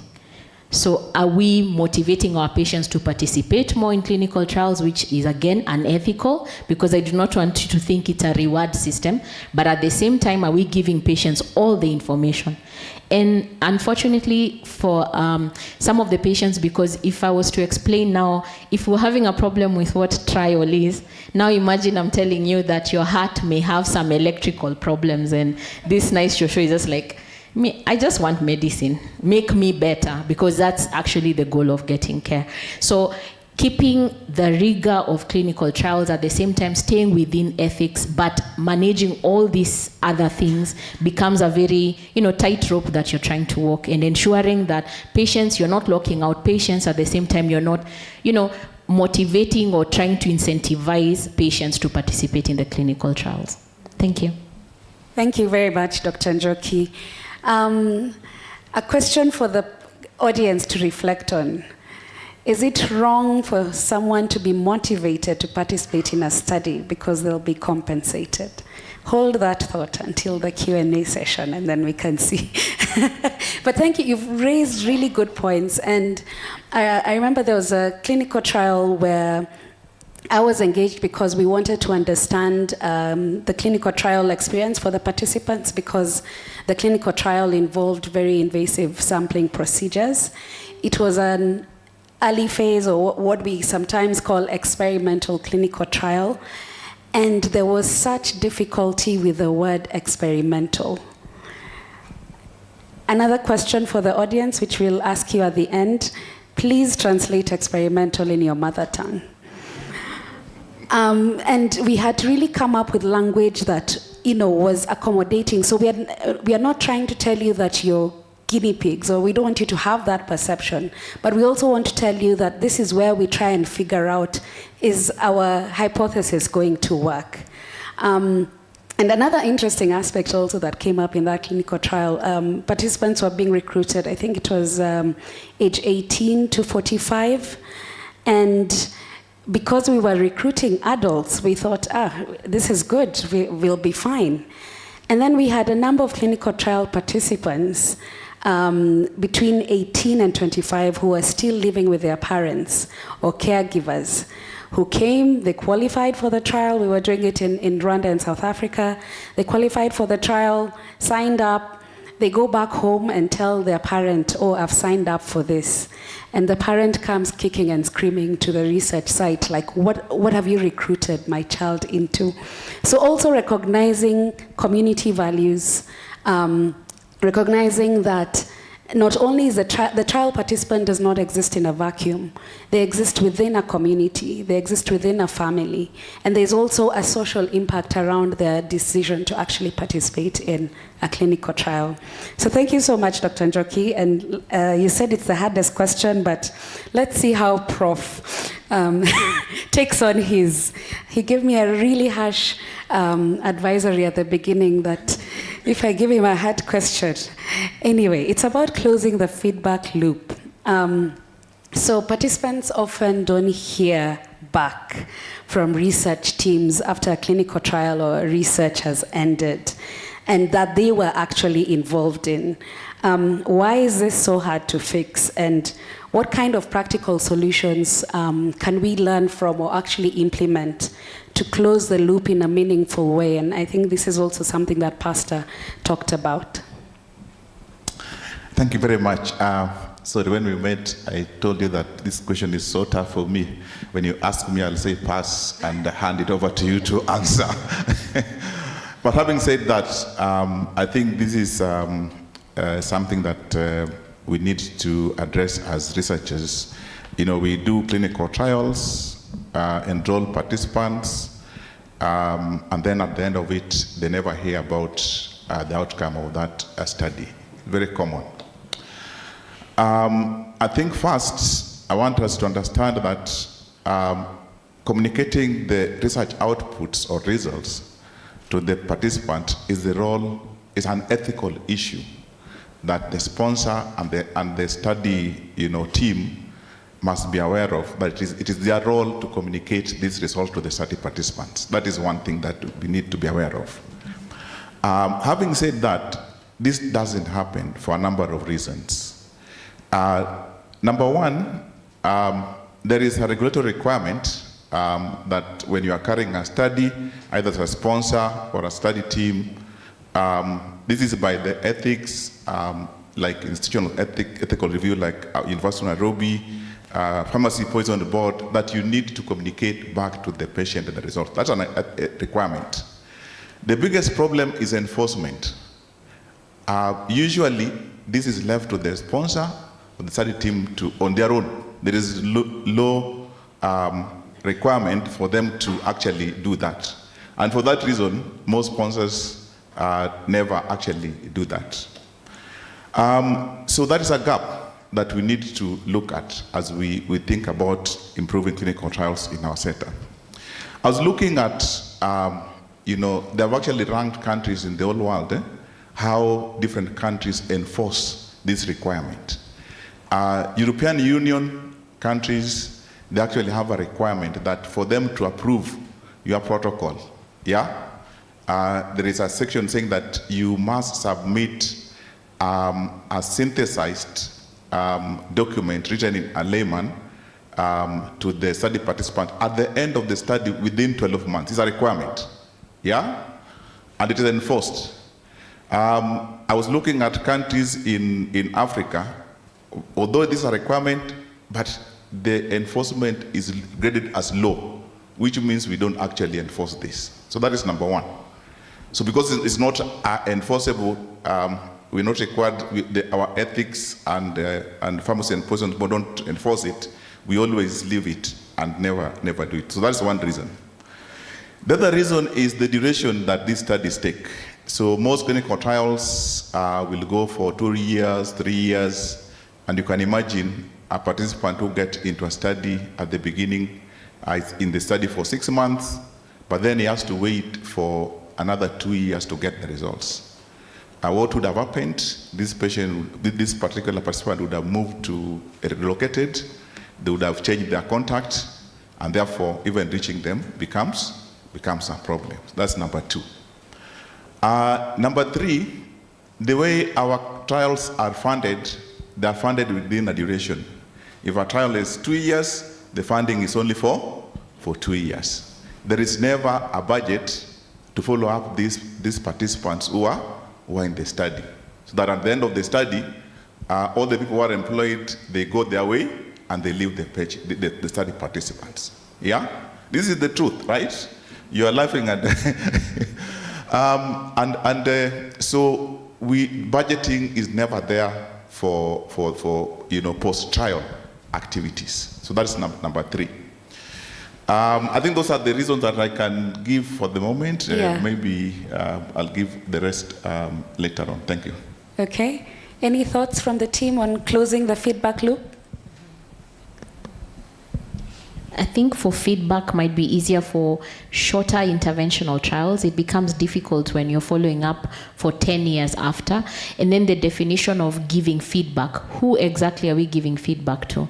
When, for example, like the university, you do, let's say, an audit or something, you're retrospectively looking at data, it's expected that you will give feedback to the department. However, for community-based interventions, are you to give feedback to? Is it the community that set up the protocol? Is it the community of participants? Is it to the general population? So the thing about the enforcement becomes a problem because, yes, it's there, but nobody will follow me to say that I gave feedback. So I guess that's the issue. And also, with giving participants feedback, are you then compromising their anonymity in terms of having participated in the study as well? So that's also important. Professor, you've mentioned an important point, and I think for anyone here in the room who has been funded by EDCTP, they require a separate dissemination, exploitation, communication plan. Yeah, it's quite a mouthful. DEC plan, where you actually have to articulate exactly how you're going to communicate the findings of the study, to whom, and how that process will actually involve multiple stakeholders. So I do agree that there's the aspect of, is it a requirement from the funder? But I think an even more important aspect is for us to see the need to do it, and not just do it because a funder says that you have to do it. Yeah? Any thoughts, Lillian? Okay. One of the battles I've always had with the PIs or directors of research institutions is, why do we always do the things the same way and expect different results? Because we know that all the time this is what has been happening. Why, if we want to truly transform communities with the work that we do, then I believe that it shouldn't be on the funder or the sponsor to make it a requirement, but that it should be your innate, need to make sure that what you're doing actually transforms the communities where you're working. And I think that's, for me, one of the things, the battles that I have a lot with researchers. One of the things that I've always said and laughed about is that researchers assume that when they do their science, that scientific success is automatically going to guarantee social impact, or that people will actually automatically take on whatever they say is positive, but that's not what happens. And I think that's one thing that they need to start thinking about. I would just like to say that work that is currently happening around clinical trials is that they are going to start finding a kind of, I don't want to say enforce, but strengthen language in global research guidelines, particularly clinical trials, to make sure that, because previously what has been happening is that even the language has been making it possible and easy for research leaders, trialists to say, I can get away with this. But now there is going to, the language has been strengthened. Funders have, I think about 12 funders, global funders have signed up to the WHO best practices in clinical trials, in making sure that some things that have always been slipping through are going to be enforced now. And we hope that that will be one way to deal with the issues that we are currently dealing with. That when you actually submit a protocol or a proposal for funding, that they will be asking you, where are these issues? Where are the budgets? Where are the proposals? And that you will have people on review committees and funding decision committees to actually assess these components, not just the science. So hopefully that will kind of start shifting the way research has been happening, to start seeing new ways of engaging communities and engaging the different stakeholders in research more meaningfully. A question, Lillian, do those guidelines talk about what responsible exit looks like? I think we've talked quite a bit around how to engage and involve, before and during the research process, but are the guidelines also guiding us on how to responsibly exit a study? And also, when it comes to communicating findings, we are very shy to communicate negative findings, very, very shy. We come out, shouting from the rooftops when they are positive. So also, is that an aspect that's covered in the guidelines as well? So usually the guidelines won't get into that depth, but there's a team that is working to operationalize particular action items within the guidelines. And those are the areas that they're digging deeper into. Working groups that are going to see how do you, if we're saying that when you publish and you've worked with communities that have contributed, how do you acknowledge them? If you are designing protocols, how have you budgeted? What are you going to be looking at in terms of budgeting? So that guidance is really clear. But at the guideline level currently, that depth is not, it doesn't go into that depth. Yeah. So there are teams that are now working to make sure that these aspects are will be operationalized. Okay, thank you. Any other thoughts from the panelists? I just wanted to add something. So what I was talking about are things that are generally happening, not necessarily from my institute. Yeah? Just to make that right. Disclaimers are being issued. Because if you ask people who have done clinical trials here whether they have actually ever communicated back to the participant, you'll find that quite a number have not. It's a general observation. So having said that, I think we need to think, our goal here is to improve clinical trials, right?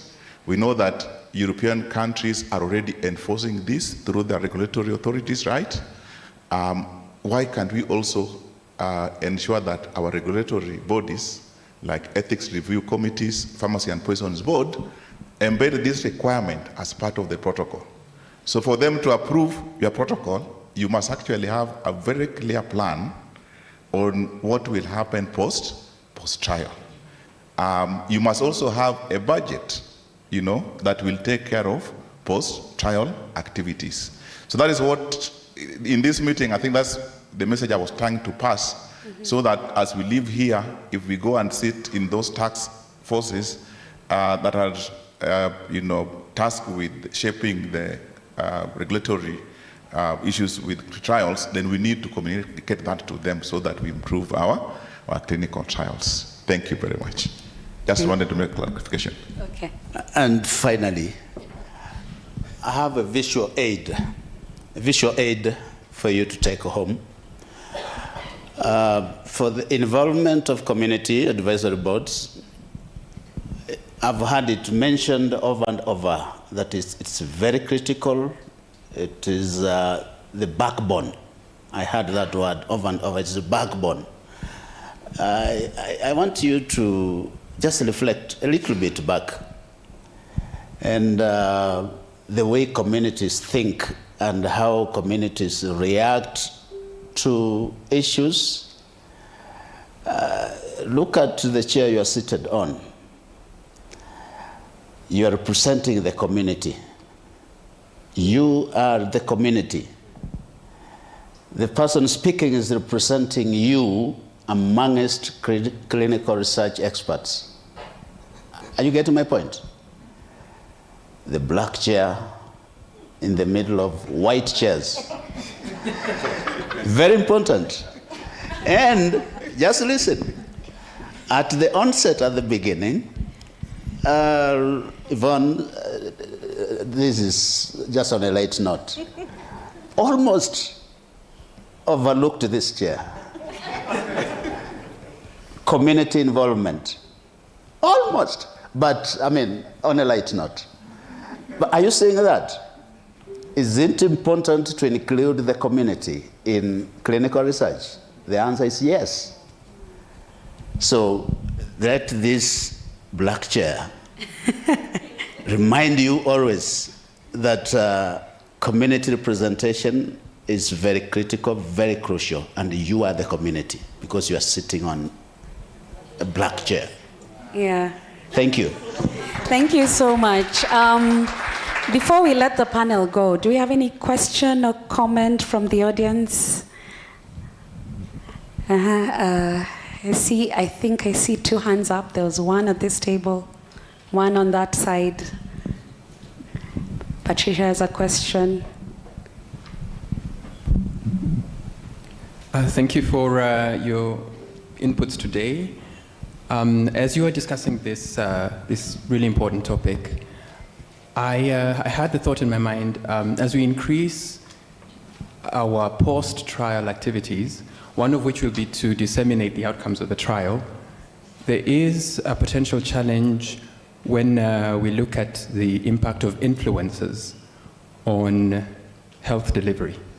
So there have been a number of cases where influencers incorrectly interpret research outcomes, and they do so on avenues such as podcasts or video hosting platforms.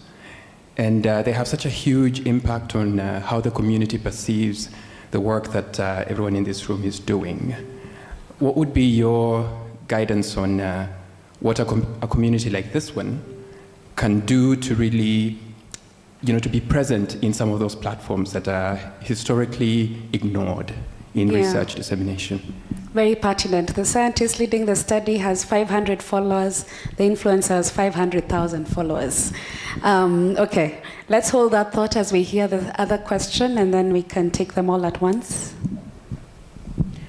Mine is not a question, but a comment on how I have not heard that in rethinking consent, no one has talked about how the consent should be a living document and not cast in stone. Okay, living document. Dr. Njoki, that one is for you. Okay. So I wanted to also have a different perspective in terms of, we always talk about engaging the community, but the community is a big, they are larger than the smaller community that is driving them. So if you think of public participation that we do for bills, the population can say they don't like the bill, it needs to come back to the people, and people give their input. So I think there's also an opportunity for communities to take ownership or to be more proactive, and that is something that I would like to see in the future, and I don't know how that can be implemented. But also, I think, just also to reinforce what my colleague has just said, I think of consent as an ongoing process, and it's not a one thing all, and as you said, you need to keep communicating, and the consent process, at least in the places I've worked, we have declined to have 50-page consent. So if you have a 50-page consent, you should say no, because the context is different, and there have been innovative ways to have consent where you have either videos or other ways to communicate the information, so people have opportunities to get information on an ongoing process and really understand what they are participating in. I'm triggering you. I know there is a question about incentivizing people to be in studies, and that was started, that has always been there, and I think it came when we started clinical trials. This is one of the things that has changed. In the beginning, it was like, we are poor, we'll be incentivized to be in clinical trials, but we incentivize people in high-income countries to be in clinical trials. So I think the most important thing, not the only thing, and it's against some of the social science context, is let people understand what they're taking part in. People already participate in risky behavior for very little money. At least in this one, we are making sure they understand what's going on. So, yeah. Okay, thank you. We'll start with the aspect around influence, and the digital world is part of us and more believable. So, you have a question? No, I've just thought about something. I hope I'm loud enough. I usually talk a lot. Okay. Yeah, I just thought about something you said, Yvonne, about being scared to communicate negative results. So what does that mean? There's a process we missed, right? Which speaks to the old discussion around community engagement. So I just wanted to highlight that. Yeah. Great, thank you. Who would like to take the question around how do we leverage on social media? And how can we engage social media influencers with the clout to actually communicate research results? Because unfortunately, people are more likely to listen to the influencers than to the people in this room.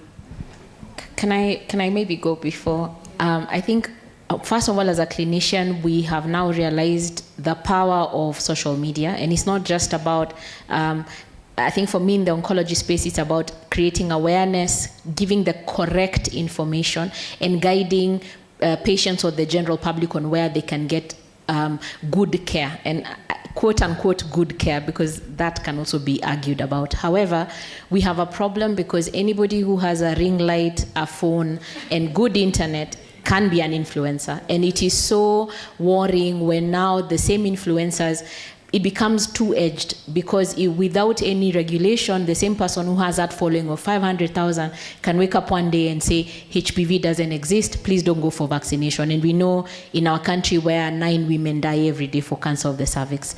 So I think there must be a way that we can have one correct information. For example, like CRSK, I know you guys are young, energetic. We are young and energetic.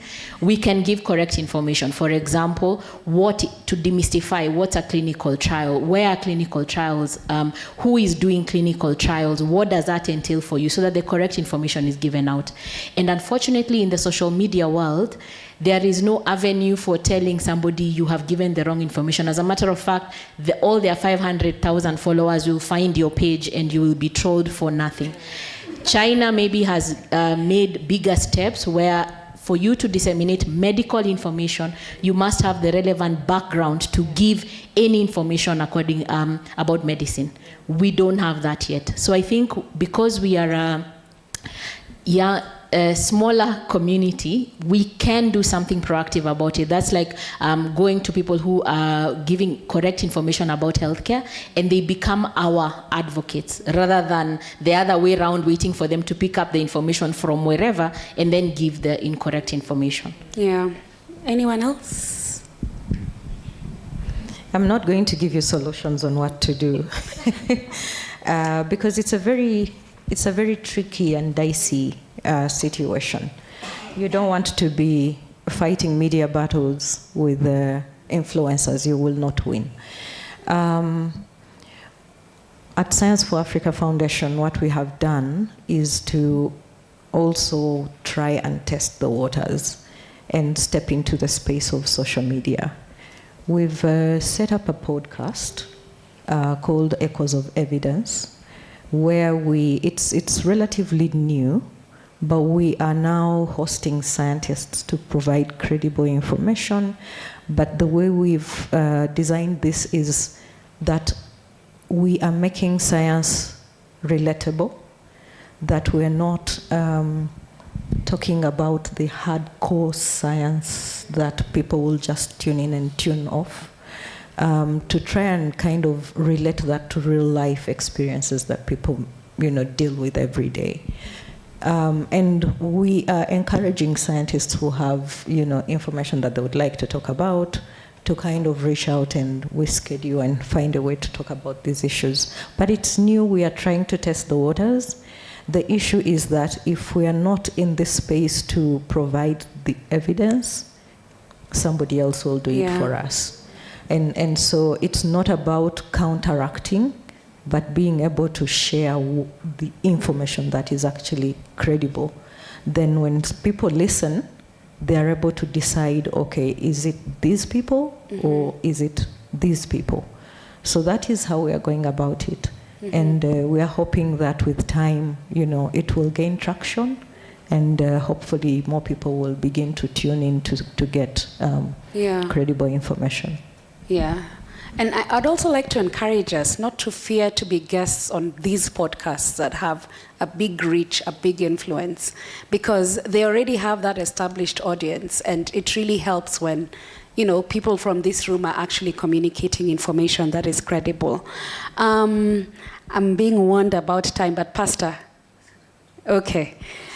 The other question was around the consent form, and I know Patricia has touched on this, and also what you can use as part of the consent process. And I like the aspect around visual aids and videos, and I've actually been involved in studies where we submitted those to the IRBs to actually be approved for use. So what are your thoughts around that? Yeah, so again, the 40-page was tongue-in-cheek. Most of the consents now are not that long, but if you're sitting in an interventional clinical trial, they can tend to be quite wordy because you are listing maybe 150 side effects that you might experience. I think the other media that you can use for consent or visual aids become even more handier. And yes, a consent is a living document. For example, especially when you start, let's say, a clinical trial, and 6 months in, we find that it causes darkening of your big toe on the left foot, for an example, then it means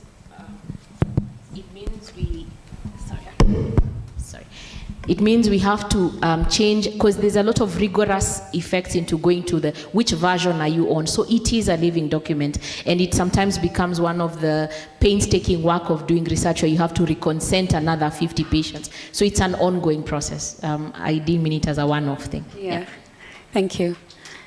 Anyone else want to comment on the consenting process? Okay. Okay. So we all know that consenting is the backbone of clinical research. So if we get it wrong, everything falls apart. So it's one of the things that we really need to embrace. We need to be patient, and we need to put that participant as well into perspective and be in their shoes. So when we present a 50-page, I've seen them. So it's not, even recently, Dr. Patricia, I think some of them still come up, right? So you are the voice of that participant. You have a right to push back and demand for something more summarized or other more innovative ways to go about it like the videos we're talking about. So this is very critical. We need to get it right. Make sure that that person understands, even if it means you do it over a couple of days, it's still fine. But if they understand, then the issue of you being scared to give negative results will not arise, because they understood this is a trial, it is a process, it can go south, or it can really work the way we anticipated it to do. Yeah. And I think adding to that, assessments of understanding are also very important, and you're able to tell which areas are difficult for potential trial participants to actually understand. Now, the last aspect was from Dr. Patricia, talking about, the ethicality around compensation, and how that can be a difficult and thorny subject. I've also been involved in studies where you can see there's a very serious difference in how participants in the Northern Hemisphere are paid and how participants on this end are paid for the same clinical trial, for the same procedures. Pastor, do you have some thoughts around that? Not very much, but of course I'll say there is nothing unethical about that, because unless we talk of the variations from the different hemispheres. But currently, locally, what is happening, that participant needs to be motivated. Yes. Thank you. Yes. I am being tied for time. Now, there's a networking session after this, and I'd like, sorry, we really have to close, but I'd like us to close the session here. I'd really like to thank CRSK for considering this an important subject for us to discuss. I've also been reliably informed I'll soon become a CRSK member. Chris, I'm looking at you. I'd also really like to thank the CRSK team for not constituting a panel that just has social scientists and community engagement experts speaking to themselves. I think it's important to have this kind of discussions with an interdisciplinary team of people involved in different aspects of the research process, and both from the community perspective and the researcher perspective. So thank you very much. To my panelists, thank you so much. In as much as some of you said the questions were hard, it didn't seem like they were hard at all. And I'm really thankful for your engagement and for participating in this panel. So thank you so much, and thank you all for listening to us. If the panel could stay on stage for 1 minute for a picture. So I think a warmer round of applause for the panel. Thank you so much. That was a very energizing talk.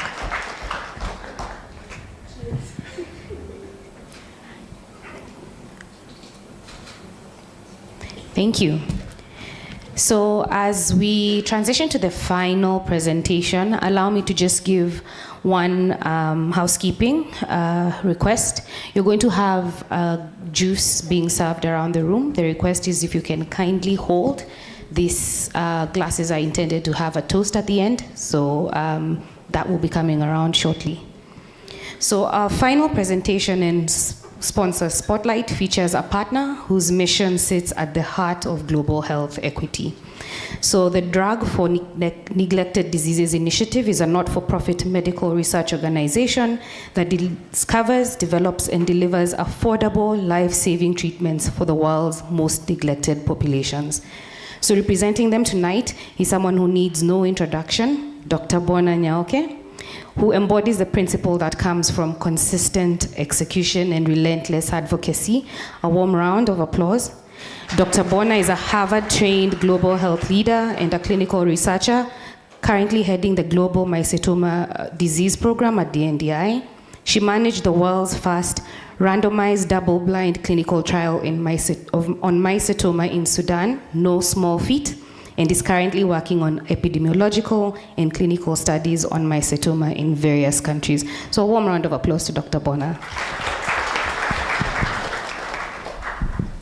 Thank you very much. Glad, also a bit intimidated after that panel discussion, but it flows quite well with the presentation I'm making today. in terms of neglected tropical diseases and these neglected populations. Because even as you talk about clinical trials and some of the work that we currently do, we tend to behave like we know what is best for the people. And even within our work, we tend to go to the communities and tell them, this is the disease you have, this is what we are doing, this is the drug that is good for you, and this is how you're supposed to take it. So I'm hoping in our future work, or even our ongoing work, we can do better. So going into Drugs for Neglected Diseases initiative, first of all, is starting with the basics. What are neglected tropical diseases? Because we tend to talk about NTDs quite a lot, but a lot of the people, these are people in your communities, but we tend not to see them. And we tend to describe neglected tropical diseases by the people that it affects. These are the neglected populations. As we know, neglected tropical diseases usually occur in the most marginalized and poor populations who are living in remote areas. When we think about it in that way, we think of it in terms of small populations. These are not small populations. Over 1.7 billion people around the world are actually affected by neglected tropical diseases, and almost all countries in the world have at least one NTD. 40% of this global NTD burden is in Africa, and we know that the reason why these diseases are also neglected is because there's very little financial incentive in supporting the desperately needed medical research for this. Developing any drug requires a lot of money and a lot of time. And we are looking at populations who might not be able to afford these drugs once they have been developed. So we find a lot of farmers or biotech companies do not spend this much needed time and money on this. So this is where Drugs for Neglected Diseases initiative comes in terms of developing urgently needed treatments for neglected patients, working hand in hand with partners from low and middle income countries to be able to implement this, and speaking out for policy change to ensure that we have effective and equitable R&D and access to the fruits of this science for all the people. We have 225 research and development and access partners across the world, currently in 47 countries, with 68 clinical sites in 25 countries, active in 8 disease areas, including sleeping sickness, leishmaniasis, post-Kala-Azar dermoleishmaniasis, cutaneous leishmaniasis, and visceral leishmaniasis. We're working on Chagas disease, filaria, that is river blindness, on mycetoma. HIV is not a neglected disease, but we were working on pediatric HIV as a neglected population. Hepatitis C, as you remember, there was a time the drugs for hepatitis C were quite expensive, so this was a population that needed to be looked at. And during the COVID pandemic, we were working on COVID-19, which has now evolved into pandemic preparedness. We are able to implement all this work through our offices, which are on 5 continents. We have offices in New York, in Rio. In Africa, we are in Nairobi and Kinshasa. We are also in Malaysia, India, and Japan. We work through the whole research and development pipeline, from chemical compound screening, evaluation, and optimization. As I mentioned, we work a lot through our partners through this. We conduct drug candidate assessment, testing in healthy volunteers. We go into clinical development with the larger scale clinical trials. And finally, we work up to implementation, ensuring that there's drug regulatory review and national registration. And we make sure the drugs are within the essential medicines list, working quite closely with the WHO pre-qualification team. If required, we work with the FDA and EMA teams. And then, of course, nationally ensuring the regulatory authorities have these drugs approved. Because there's one thing developing a drug, and there's another thing ensuring these patients have access to this drug. With this, we've been able to have 30 new treatments for 6 deadly diseases. Initially, we used to work in malaria before we moved this to MMV. And with that, we developed ASAC and ASMQ. We've also worked quite a bit on sleeping sickness, and our newest drug is the fexinidazole. We've also worked on quite a number of drugs for visceral leishmaniasis, and for hepatitis C, we have ravidasvir. Coming back to Africa, it was good to hear in terms of when you talk about this paternalistic way in which we implement clinical trials. But we also need to understand, of course, in terms of the R&D being implemented, it depends on who is funding it. Apart from who is funding it, who is setting the research priorities. When we understand 40% of the population in Africa are affected by neglected tropical disease, but we are not funding it, then it becomes quite difficult to be able to eliminate some of these diseases. 600 million people in Africa, that's a huge number, are affected by NTDs. These are children, women, marginalized people who are living in remote or urban slums or conflict areas. And we find that in Africa, all 21 of these devastating diseases are present. And of course, with this model for medical research and development, we find there's little commercial incentive to be able to continue with this. And the only treatments that exist are, have a low cure rate, are ineffective, difficult to access, have significant side effects, and may be even toxic. So this is supposed to show you a map of the African countries that are affected by a number of the neglected tropical diseases, as I mentioned, where we have the mycetoma, the sleeping sickness, the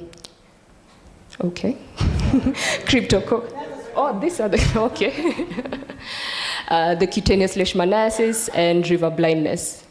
So in terms of the ecosystems that we are trying to advance through the partnerships, of course, is enabling elimination. There's quite a lot of talk right now about visceral leishmaniasis and elimination. We are happy at the NDI to be able to be leading that. Also developing missing treatments for the most neglected, such as the program I run for mycetoma, where we insist we're among the neglected of the neglected diseases. And then, of course, expanding African partnerships. We're working quite a lot with our African partners. In terms of boosting the R&D capacity, of course, we have the clinical research that we conduct within these various countries. We are working also on chemistry, manufacturing, and controls, where we are expanding CMC expertise across the continent and also seeking partners for manufacturing. As recently, we are working, of course, with Nigeria, looking at increasing the local manufacturing capacity.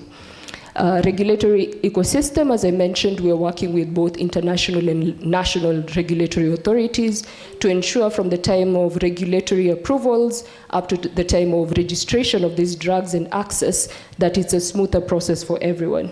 And then, of course, we cannot miss out on AI, innovation for therapeutic discovery and diagnostic process. To finish us off, just mentioning about our data management and biostatistics center in Nairobi. This was started off specifically for East Africa to be able to cover our clinical trials, but this has expanded quite a bit to cover the Africa region, and right now it's serving most of our global clinical trials. And since its inception, it has managed data for more than 14 clinical trials, and also for other organizations such as the WHO, MSF, and the BMJ. And with this, we see that we had quite a bit of barriers in terms of data access, in terms of the data standardization within our clinical trials that we were conducting. But we've been able to grow the range of trials, to expand the geographies, and also being able to ensure that it is not a deterrent to the research that we're conducting. Thank you very much. Thank you, Bona, and thank you for highlighting why we should not neglect the neglected diseases, because as she's pointed out correctly, it affects 1.7 billion people. That's a huge number.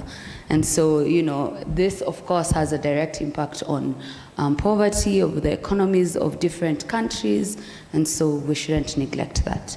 All right, we are almost at the tail end. I think it's only a few people who are between you and your dinner, so we will rush them because they're rushable. And this is the heart of today's gathering. 2 years of building, convening, mobilizing, and pushing the systems to evolve. And CRSK now has become a credible platform with influence. Growth will require every stakeholder leaning in, not selectively, but consistently. And Kenya's potential is collective, and no single institution can unlock it alone. So to reflect on the journey and spotlight and what lies ahead, please help me welcome Gilbert Ogeti.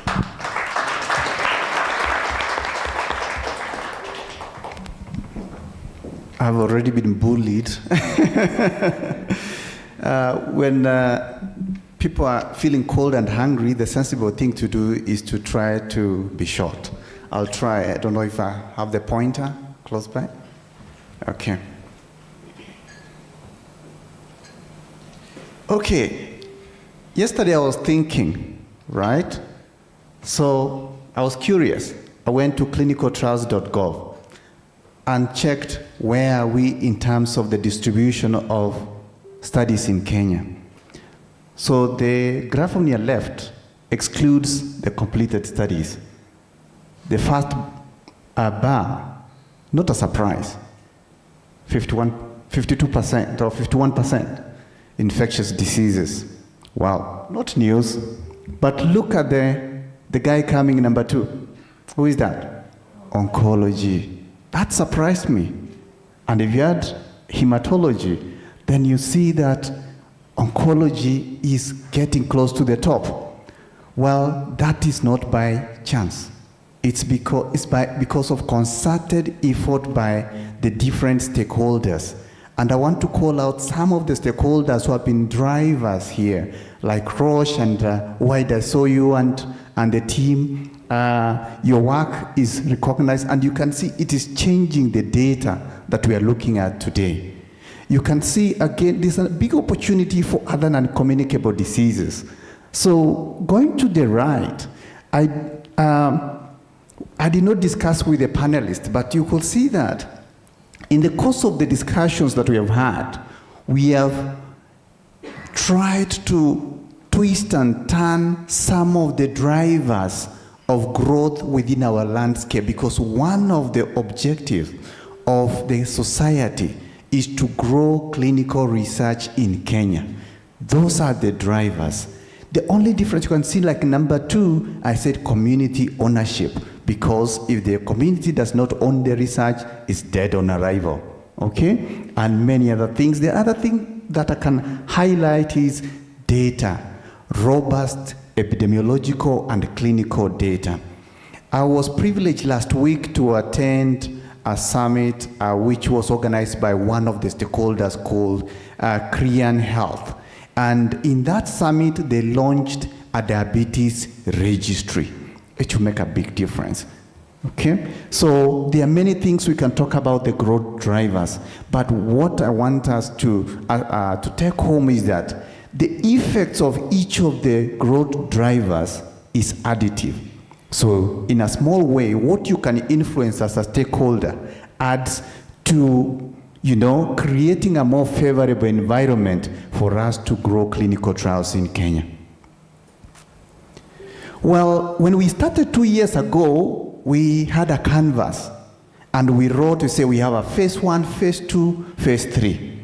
Honestly, we are phase 2, between phase 2 and phase 3. But I thought, I stepped back a bit to say, that was then that we put this down. In between, there have been twists and turns and learning along the way.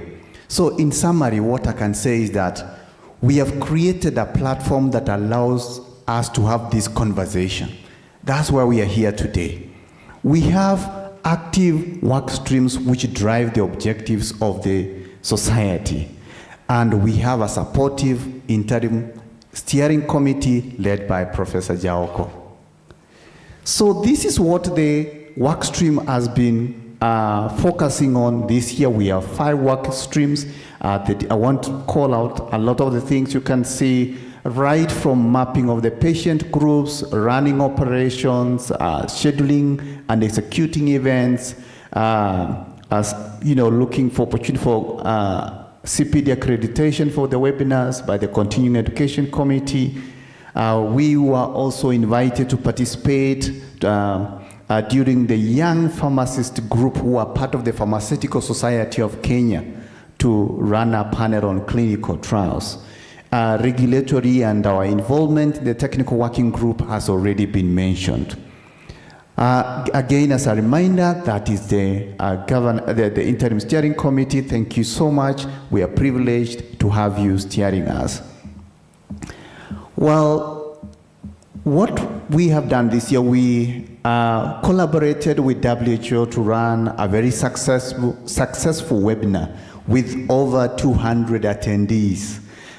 We had the International Clinical Trials Day celebrations hosted by CAVI, Kemri Kilifi, as well, and Vibri.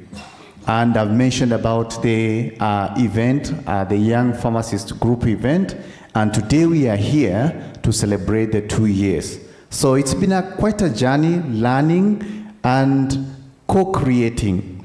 So just to leave you with a bit of a pictorial of what we have done, you can see on the left, International Clinical Trials Day event at CAVI. On the right, that is Welcome Trust, where they're cutting a nice cake.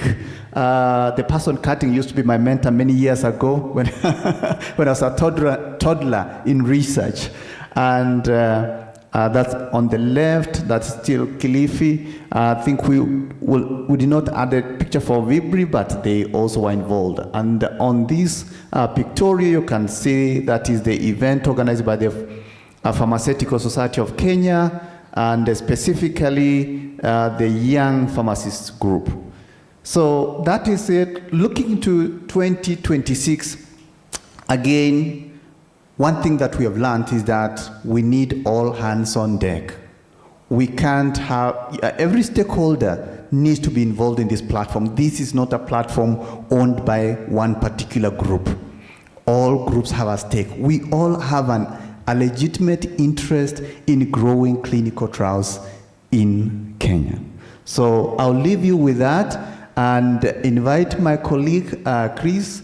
Thank you. All those have contributed in a great way to making this event a success, and also for the continued growth and activities of the society. So I will invite my colleague Chris. I don't know, Aileen, did I do you justice? You bullied me to do 3 minutes. I don't have, maybe I've done 5. Welcome, Chris.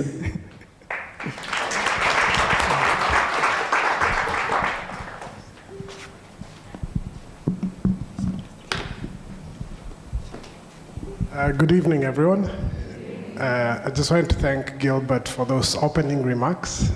This is now the real speech. And I'm just kidding. Eileen is showing me her time and her clock, so I'll try to be fast. So my role this evening is just to say thank you for our members and our guests and our speakers this evening. But I just want to do a quick recap from the conversations we've had today.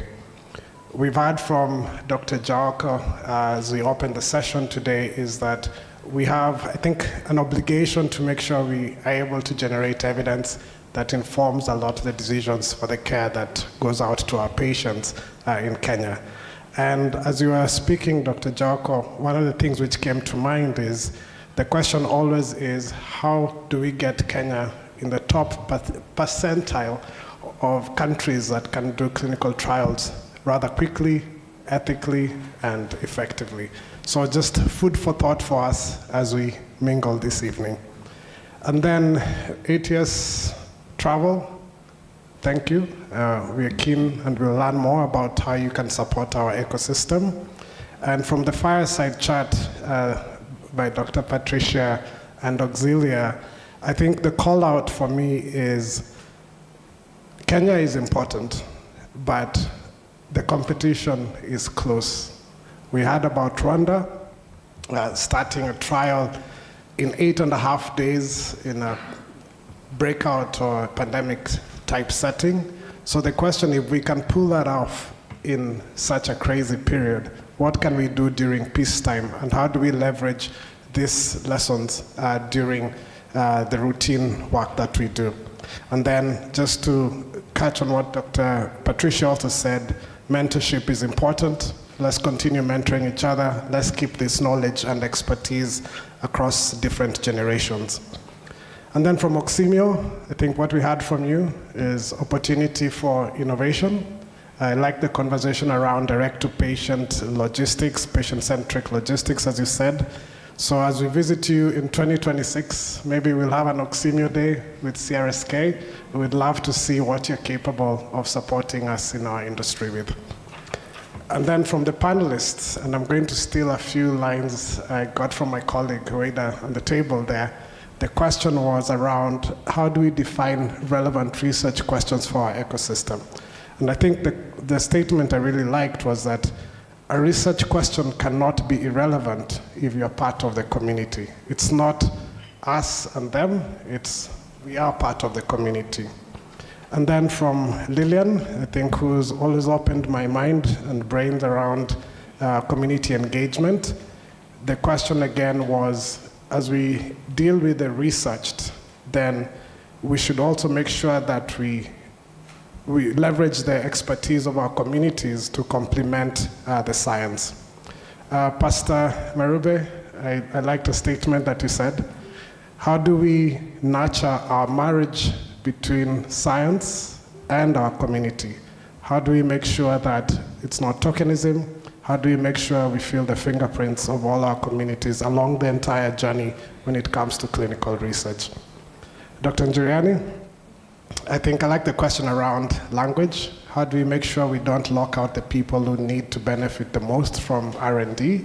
And one of the actions I have for us after this meeting is to answer the question, what is experimental in your language? I don't know who brought that up, but I think we'll post that up in our LinkedIn post to just try to see what people mean.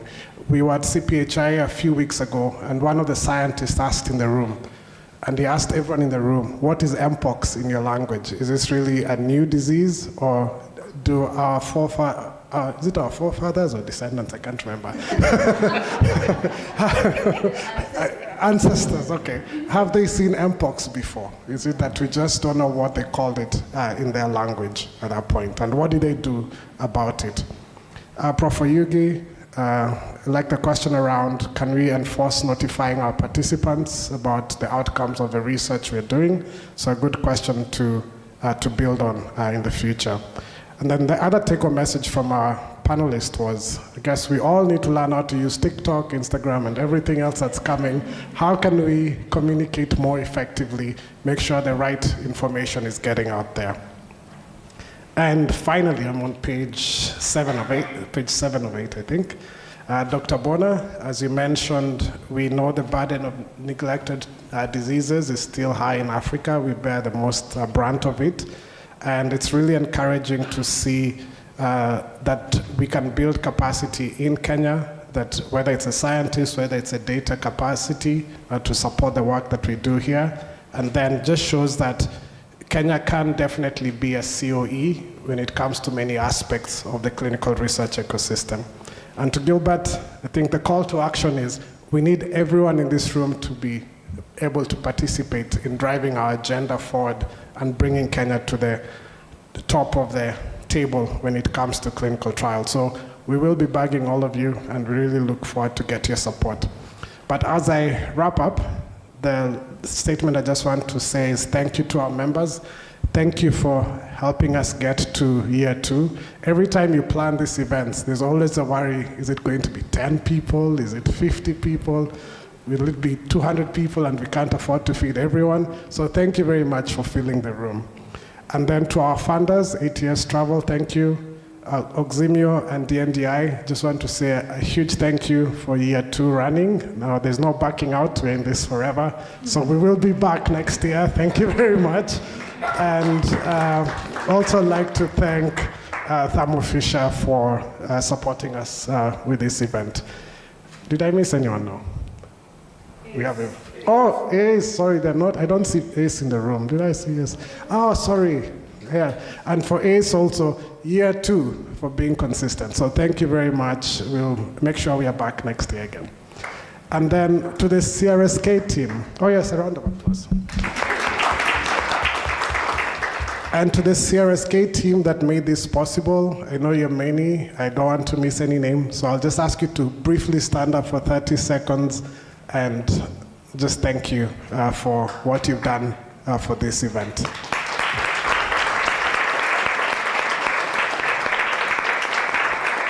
So thank you very much. We look forward to your support. And as we wrap up and as you go eat, please raise your glasses of juice. Next year, hopefully we'll get champagne. But so just to toast and celebrate CRSK at 2. Cheers. Thank you very much.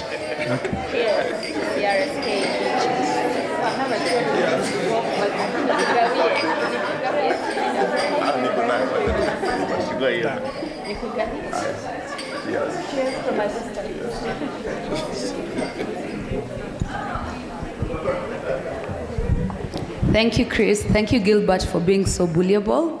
So with that, we thank you everyone again for your participation. I think we can call it a successful event, and we are happy that you made the time, and thank you for coming.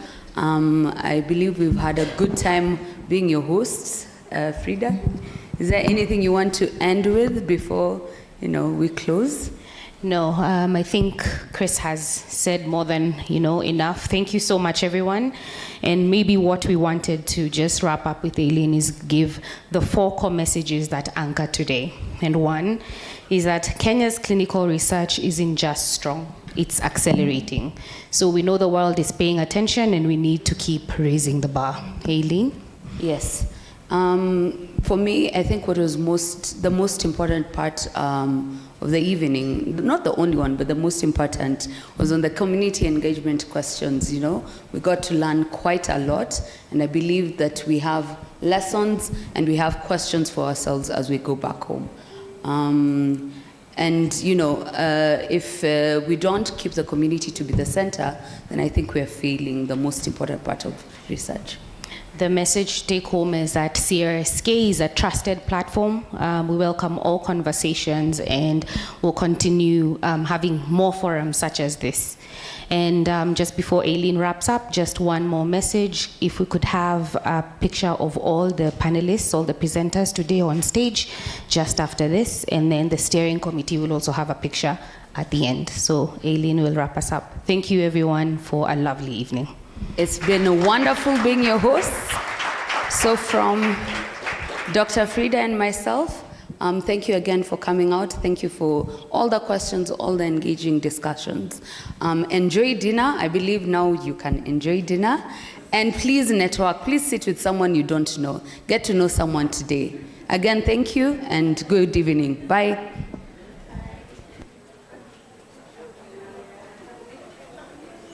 So the presenters and panelists kindly get on stage.